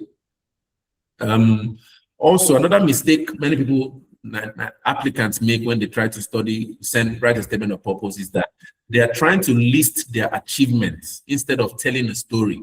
All right. Always make sure you show scenery, you show specificity, you show excellence and expertise, and not just to tell a story. There's a difference between telling versus showing.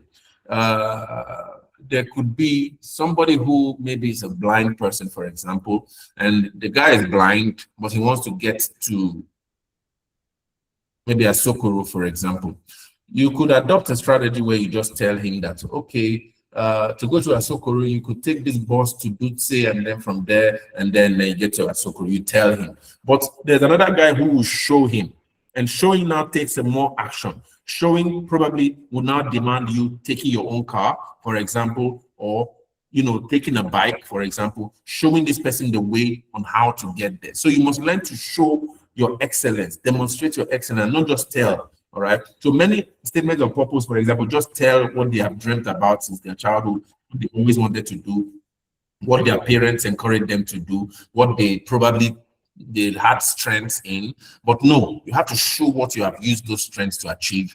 And the master's degree is the basis to continue on that journey that you have actually started to show. All right. So that's very, very important. Then many people make the mistake of praising the university. They just simply praise the university. All right. Yes, please, just 1 second. Somebody's trying to get into the class and they're struggling. Just a second.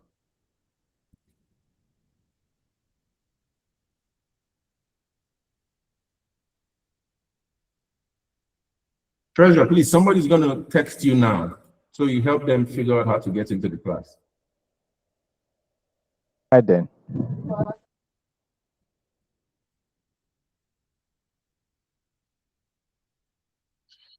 So if we are getting value so far, can I see thumbnails? Can I see thumbs up in the comments? Are we getting value, guys?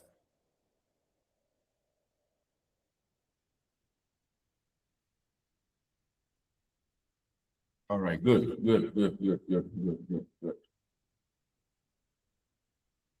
Good. Okay. So one mistake I've seen many people, number 4, is that they make the mistake of praising the university excessively. Many people say, if they are applying to Harvard, for example, Harvard has been the university we've always known since we were children. Harvard University has produced many people. It's a very super university. If I'm able to get there, I'll be so happy, proud of. Nobody cares about that. Harvard already knows that they are a top university in the world. You don't need to remind them. What you need to remind them is the value they will be getting from you who is coming.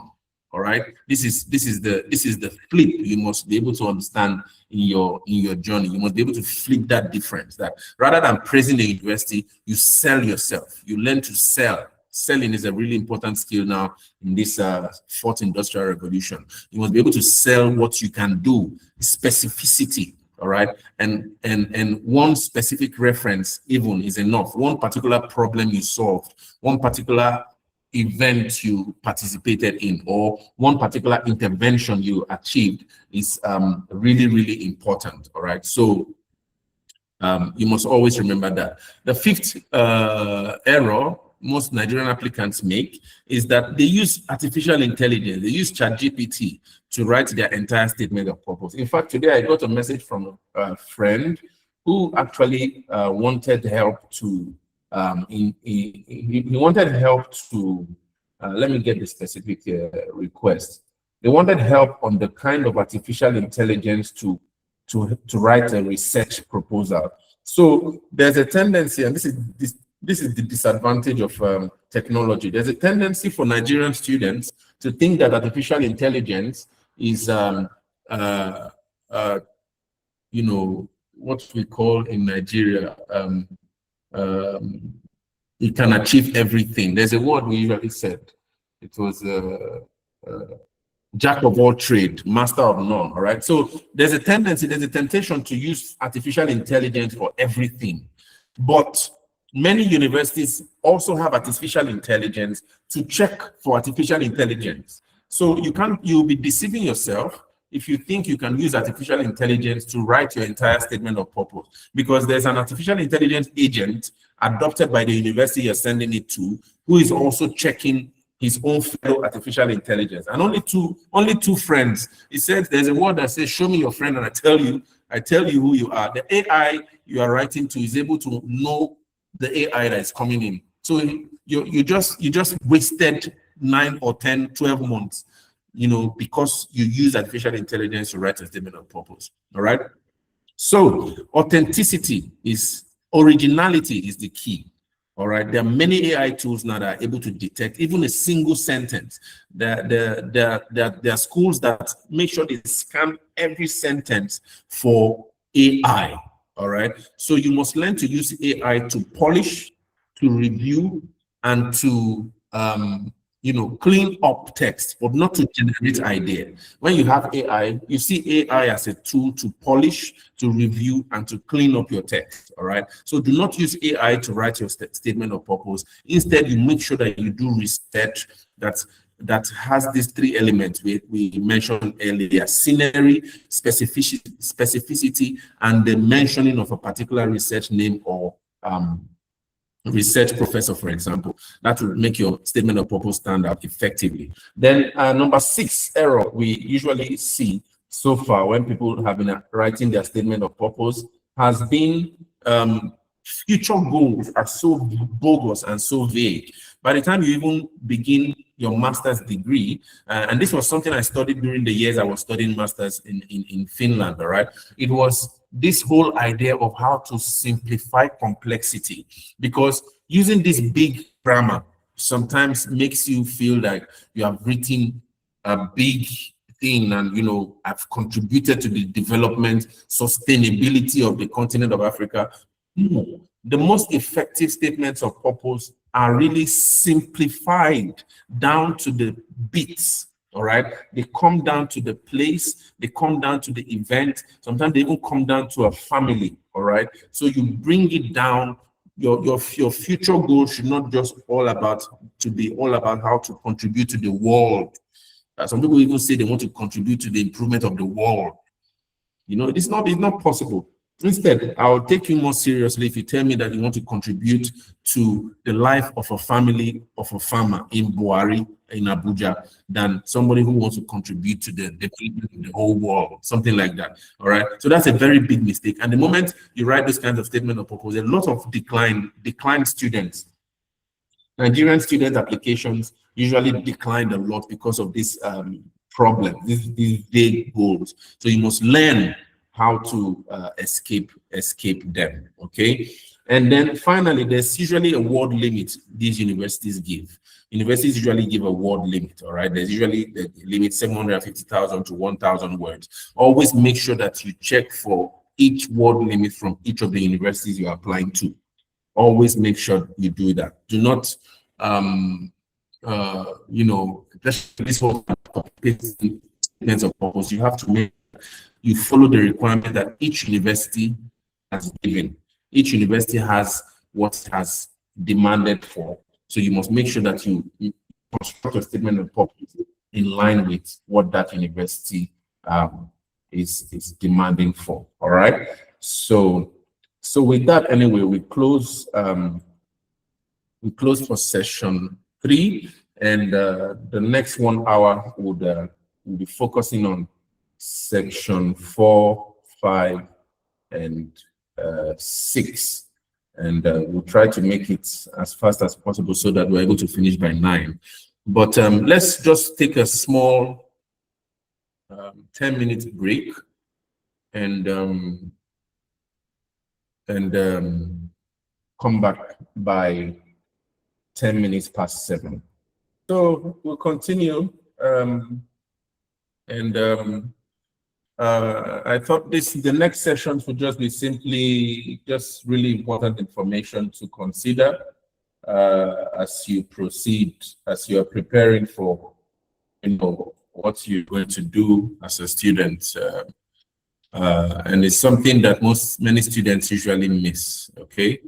TOEFL. When I was writing my TOEFL exam in 2010, there used to be a score. I think I scored 82, and the cutoff mark for the course I was trying to apply for was 79. So I was very lucky at that time. So TOEFL used to be between 0 to 120, and usually most programs, master's programs, have cutoff marks above 75, I would argue. So if you are going to write TOEFL at that time, we were always advised to try to make sure we scored above 75. So 72 to 85 would meet the minimum. 86 to 94 at that time was very solid for many programs. Some programs had cutoff mark as high as 85, 90 cutoff, like programs like maybe machine learning, artificial intelligence, they have very high cutoff marks, all right? And then there's some that were 95 to 120. I think these ones were, courses in medicine and law, they really had high cutoff marks. But now TOEFL changed their bands to also reflect IELTS, kind of like rating. So IELTS used to have bands 6 to 9. So, they usually grade from below 6, 6 to 6.5, 6.5 to 7, and then 7 to 9, which is highly competitive. TOEFL has now changed their own also to have from 4 meets minimum, 4.5 is solid for many programs, and 5 to 6 is very highly competitive. So always make sure that you check, for the requirements in your school or your course or the program you want to apply for, and then try to prepare hard for your TOEFL or your IELTS so that you don't miss it out. And then also there was this change for Oxford and Cambridge University. Even though TOEFL just changed their system on the 21st of January 2026, Oxford University and Cambridge University still have decided that they won't take TOEFL yet until it becomes really standardized. Since it's still a fresh change, they will still consider IELTS. So it's still advisable if you can take IELTS. IELTS covers more countries and more programs than TOEFL for now. But some specific universities will demand for TOEFL, while some specific ones will demand for IELTS. So make sure that you are careful to ensure that you make your research very carefully.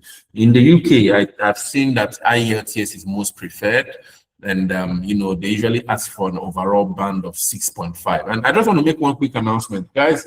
Please, if you have questions, try to start putting them down on the chat so that my technical lead can start accumulating all of the questions so that we have a small session window for Q&A after this bootcamp, and then the questions we're not able to answer, we'll answer them next time. So if you have questions on your mind, please start writing them now in the chat so that they can be compiled, and then we start to, we can answer some of them before we leave tonight. So the US, universities in the United States have requirements both for TOEFL and IELTS, all right? And if you are going to write TOEFL, try to make sure that you target 4.5, right, on the new scale. Or if you do IELTS, make sure you study so hard to get IELTS from 6.5 and above, all right? Canada also loves IELTS a lot, although there are some schools that also demand for TOEFL. And IELTS band 6.5 to, in fact, from 7.0 upwards for schools in Canada is advisable. So you have to, some schools in Canada as well have started to do Duolingo. Duolingo is this app on your phone where they learn languages. They also try to organize some kind of standardized tests. You know, so it's possible to also experiment as well. And then if you're going to still write the old TOEFL, many Canadian universities always want TOEFL results from 90 and above, all right? So, you know, it's very, very important. I also put here this, the portals for applying for masters in Canada. There's this OUAC. It's a portal that has many programs. So once you log into that portal, you are able to, you know, find all the programs in one place, and then you can start applying. Australia and New Zealand actually prefer IELTS, and they prefer a band of 6.5 overall. So in speaking, if you can get 6.5, listening 6.5, writing 6.5, and reading 6.5, you are actually going to be successful with applications in Australia and New Zealand. Anything below 0, that is the application. So keep that in mind as you prepare. And in case maybe some schools still take the IBT, so internet-based test. That's what IBT means. You have to try to target from 79 to 90 so that you have a wider coverage of programs so that you are able to get an application. In Finland, where I study, and where I studied in Northern Europe, IELTS and TOEFL is actually required, but there's also a waiver, and this is where this area is actually also are kind. So they usually waive some of the universities in Nigeria that have done their degrees in English. You know, you just need to have your registrar write a document proving that your language, your certificate was done in English language, and you can get a waiver for IELTS or TOEFL. But you have to make sure that you do that research really early so that you know what is required from you and what not. All right. Yeah. So that's it. I heard a strange sound. Treasure, are we still online? Is everything good? Yeah, everything is fine. All right, thank you. So, yes, we could continue. So, like I said that if you guys are, if there are some of you who will be graduating in the next, 12 to 18 months, this is a structure I've designed so that to help you start to prepare. So if maybe 2027, between February and May, you hope that of your life as a student, by now, between March and May, you should have started to research or shortlist 6 to 8 programs in different schools, and also check their requirements for GRE and GMAT. And also, if you are schools that you can apply for waivers, TOEFL or IELTS, you start now. 6 to 8 programs. You should have it on an Excel sheet or whatever program you use to organize your data. You start to have them down and start conducting the research. By April to June, you should already have booked an TOEFL or IELTS test. And also demand the request transcript from your university, all right? And also start to make a WES application, so a WES evaluation of your credentials to convert our Nigerian, grading system to the grading system of the country you're applying to go. So you should do that between April to June. Then from May to July, you should have approached 3 referees for recommendation letters. All right, don't rush them when you're already in a tight schedule. By May, you should already, in fact, by now, you should have started to let them know. And then by May, if possible, then you now start to follow them up closely so that you have 8 weeks minimum for them to prepare your statement of recommendation letter, because they need to write it properly. And if you can meet some professors, it would also be very helpful. Between July and September, you should have drafted and refined your statement of purpose, all right? It's very, very important that by September, you have a statement of purpose. And then you also, by then, because see, if you have written your TOEFL or IELTS by April to June, by this time, September, the results should be out, because it takes 3 months to get the results out. So by July to September, you should have started to get your test scores, and your test scores will now help you in trying to apply for scholarships, both in the university where you are hoping to apply for, but also global scholarship as well, to help you fund your education wherever you'll be going to. And then by September to November, you must have started to submit applications, whether to Europe, to UK, to Canada. Usually, US and Canada applications take place between December and February, and then the UK, Europe, especially Finland, I know is usually between November and December, but November to January is for UK and Europe. So by September to November, you should have actually started to put in applications, and then hoping that they will make a decision between May, June, July. You have started your probably master's degree in a university of your choice. Some application deadlines are here, really also very helpful information to know. The UK usually opens in September, all right? UK admissions usually open in September, and they have a deadline from January to March, and then their program then begins the upper September, which is usually, I think this is now autumn. The US applications open by August, and the deadline is usually December to February as well. And then the program also starts by autumn in August and September as well. Canada as well in October, and their deadline is for January to March, and then September. Australia usually has programs all year round, so you just have to make sure that you have a research and know which universities have this all year round ones, so that you can put in applications when it suits you. But remember that you must have all your TOEFL, your WES applications, your passport and all that ready as at the time. In Finland, it's December, like I said earlier, and deadline is usually January. It's usually a very short window in Finland, and you have to be very, very fast. And you have all your documents at hand before you even begin the process. And schools in Finland starts in September. Germany, there's a Uni Assist, which is this portal where all application happens. It usually varies. Sometimes it's April, sometimes it's October. I think I've seen in July, but programs start in October anyway. So for Germany, Netherlands is October, deadline January to February, and then also September. And then New Zealand, just like in Australia, is usually the whole year round. But program can start in February or starts in July. So you just choose the one that will, right? So the final charge I have for you guys, I usually like to say this, that 15 years ago, I was sitting in a cyber cafe in Nigeria with a 2-1, very strong 2-1. And I could only get a job that gave me a salary of 40,000 Naira at that time. I didn't have savings, I didn't have a credit card, but somehow, I don't even want to say I made it today, even though God has helped me. I have a PhD, I have a master's degree, I have a postdoc I'm doing, and I'll be applying for a professorship soon. It's possible to still be able to do it even from a modest family. Okay, my family is not.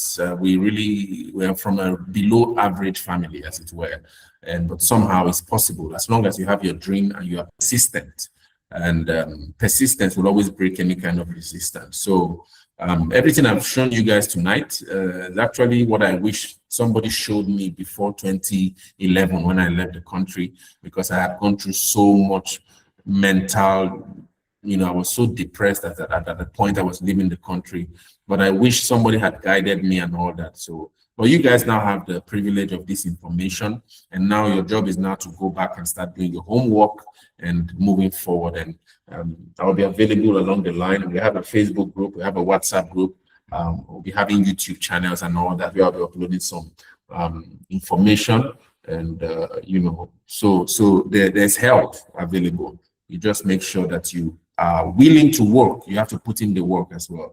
Nobody's going to do applications for you. Many Nigerian students will stay here and expect that somebody is going to make an application for them in Sweden, or you have to do 98% of the work. If you need extra help, it should be help from a sponsor or help from somebody who can pay for an international transaction. All right. So you have to make sure that you're willing to do the work. This is something I wish I was told early on. The only advice I got late, which eventually helped me, was that I must make sure I pursue these applications as though tomorrow is the deadline. So that's advice at 15 years now later is still in my head, because that's what worked for me. And I'm sure it will work for you if you take it seriously. Now, the opportunity is real. Scholarships are there. It's possible to have a $5,000, 6,000 euros scholarship. Many young lads like you in Germany, I see them a lot. They get 10,000 euros, $10,000 scholarship. Nothing stops you in Nigeria from having that. But you also have to be at the top of your game. You also work on your talent, hard work, develop yourself. Make sure that you do volunteering. When you see volunteering opportunities, you take them to serve, to develop your skills, and be ready when the time arrives, because only those who are ready can actually be called lucky, as it were. Now, the only thing standing between you and that's your offer letter, that's your admission letter, for example, is what you are willing to do. So from tonight, everything I've taught you guys on this bootcamp, start from tonight to begin putting in the work. And at the end of the day, our goal on this journey, especially for me with my platform, with my company Kwazemi, but it's also Skill Up with Kwazemi as a Facebook and all my social media handles, is at the end of the day, we hope that we can reverse the brain drain, right? So we can still thrive in Africa. We can earn globally from our skills.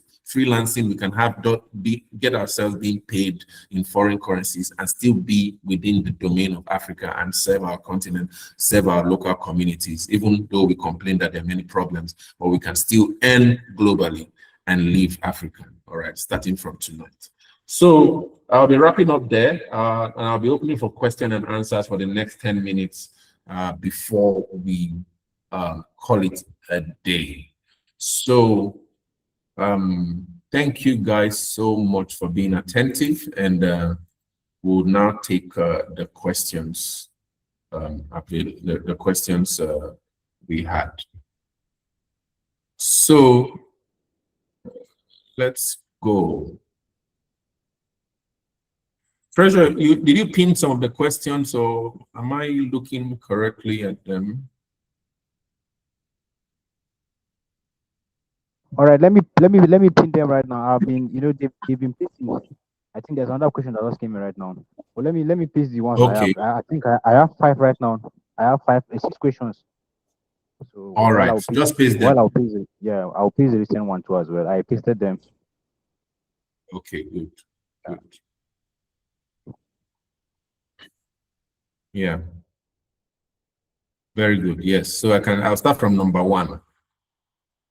There's Gloria Gede, and I hope I pronounced that clearly. He said, for the financial statements, can bank statements of a relative who earns quite well be used instead, even if they aren't your sponsor, especially if it is a fully funded scholarship?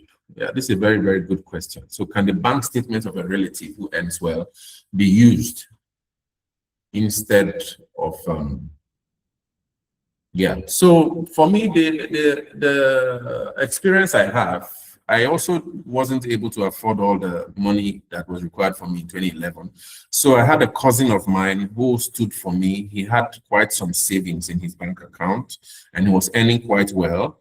And so he stood as my sponsor. All right. So in the application, I always put it clearly that I have a sponsor. There's a sponsor who is willing to sponsor me, and you back it up, that argument, with your with your sponsors' bank statements and all that. So it's very, very possible. It's very, very possible. Although you said that if bank statements can be used, even if they are not your sponsor. I mean, if you're using their bank statement, they're already your sponsors. Sponsor doesn't necessarily mean that they sponsor your living per se. A person who gives you the opportunity to move forward is a sponsor. So the person who gives you the opportunity to have a bank statement ready to prove, and maybe from that amount, for example, they could even also support some of your expenses, or is already part of a sponsor. All right. So it's not even, you can also have 2, 3, 4 sponsors. You don't only have to have one sponsor sometimes, but you have to explain all those things in your letter to show that, okay, this my movement, this my opportunity I'm trying to pursue is being sponsored by 4 people, and this is how different sponsors are contributing to this. It shows transparency and accountability than if probably you have just one sponsor who ends well. All right. So I hope I answered your question a bit. Nuruddin Ahmad says, as said, to put down questions, I would want to know, is there a difference between statement of purpose and motivation letter? And are there limitations as to class of degrees and age limits? This is a very, very good question. So motivation letter would be demanded more from scholarship bodies, while statements of purpose will be demanded more from universities. But sometimes they use both of them interchangeably. Some universities will ask for a motivation letter, some universities will ask for a statement of purpose. All right. So they are both in the same category, but they share in the same logic. The same logic is the 6 steps I shared with you guys, which is the hook. Maybe I can quickly go.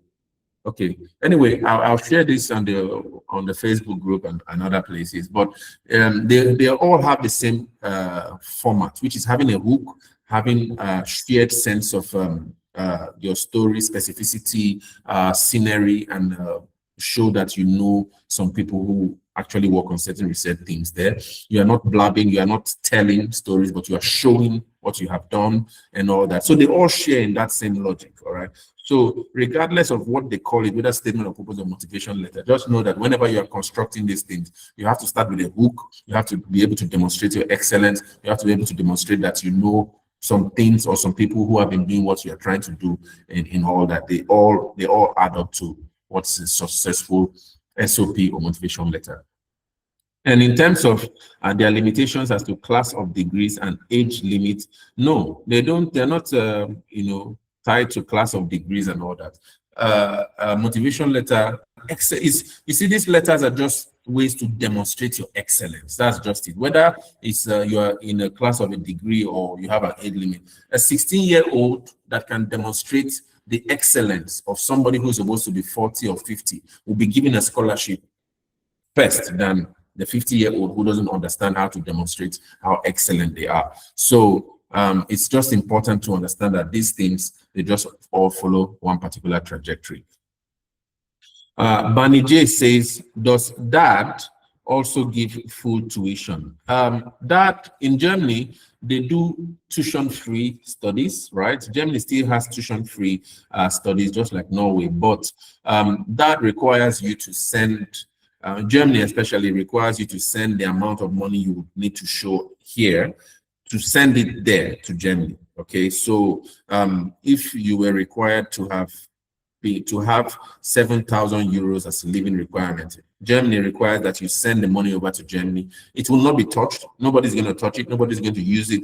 But it's a proof that when you arrive, you have money that can actually help your living expenses, because living expenses in those places are very expensive.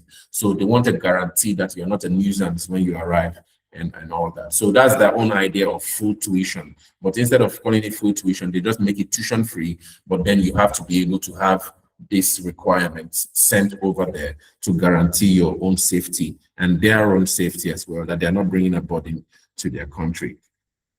All right. Chioma Ode says, can one study master abroad without NYSC? Yes, of course.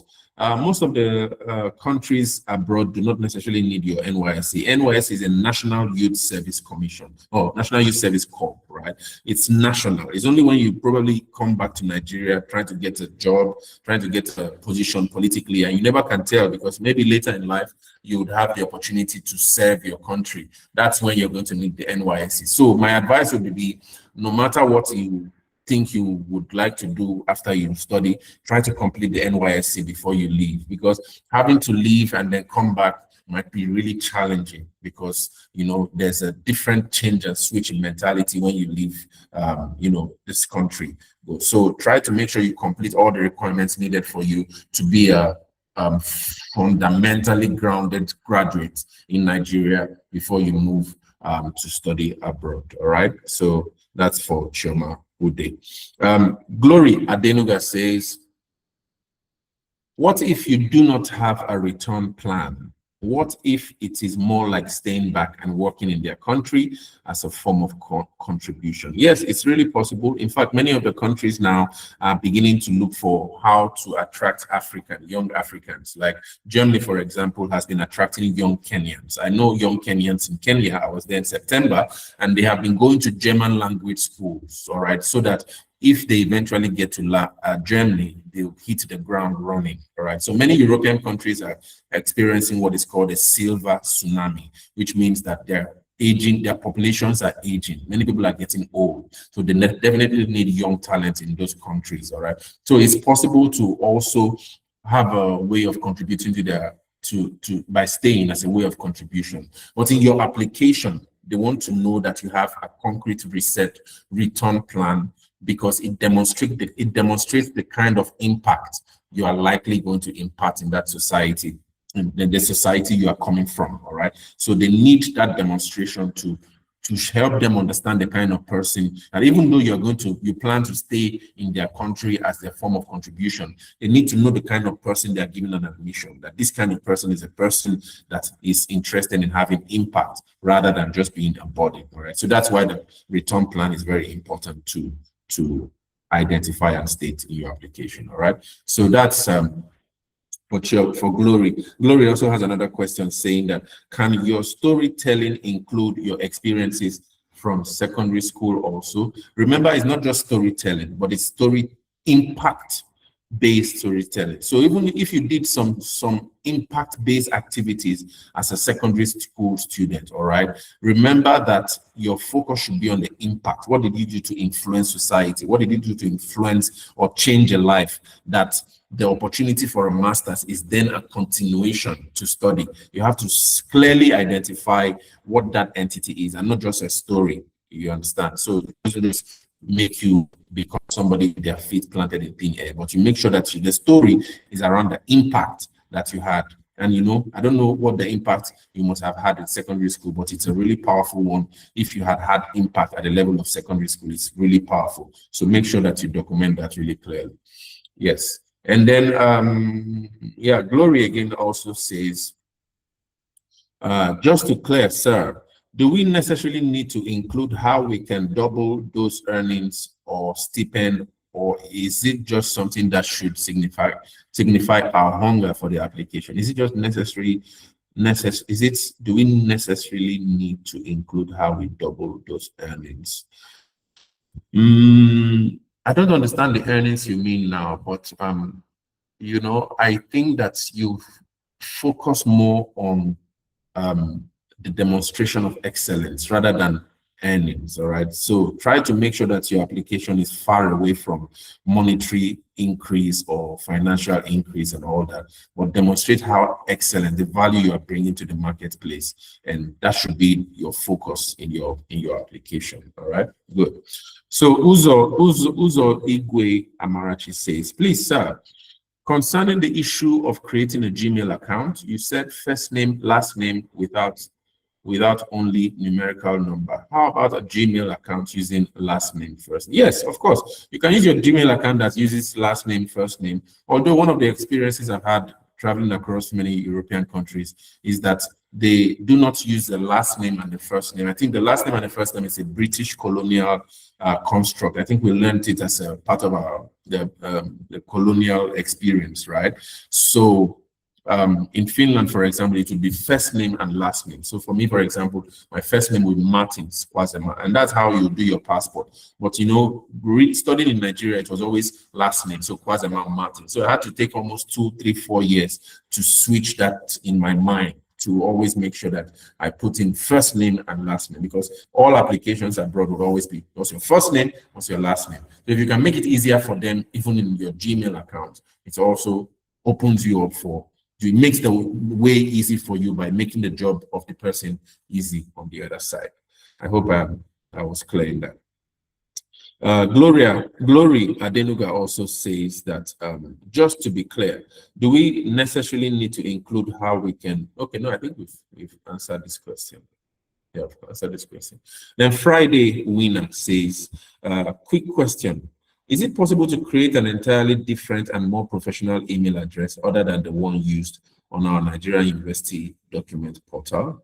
Yes, I mean, like, you can, of course, create a more professional email as long as you are consistent with that, and, you know, it doesn't fail at some point, because at the end of the day, you want an email account that can last you for a long time. So I remember the email account I used in 2011 when I arrived in Finland is still the email I use today, because it was Gmail and it was kind of like set in that first name, last name category. And so some people might create a more professional email address and the domain name expires along the line, and then you're hooked, and then you always have to keep changing. So you can always use a more professional email address, but as long as it doesn't probably get expired over time, then that's my advice for that one. So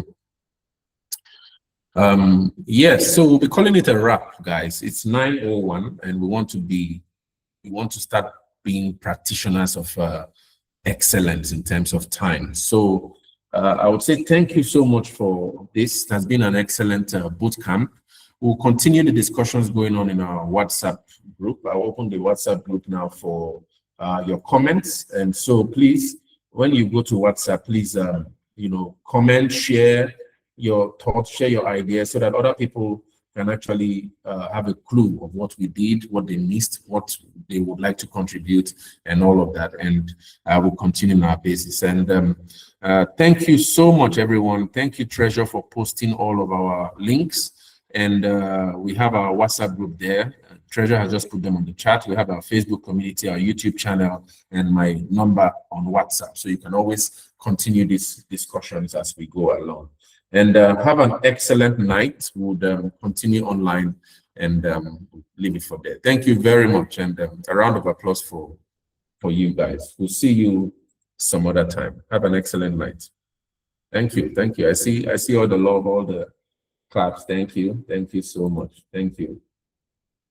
I'll be the last one to leave. You guys can leave, and I'll be the last one to leave while I play my music.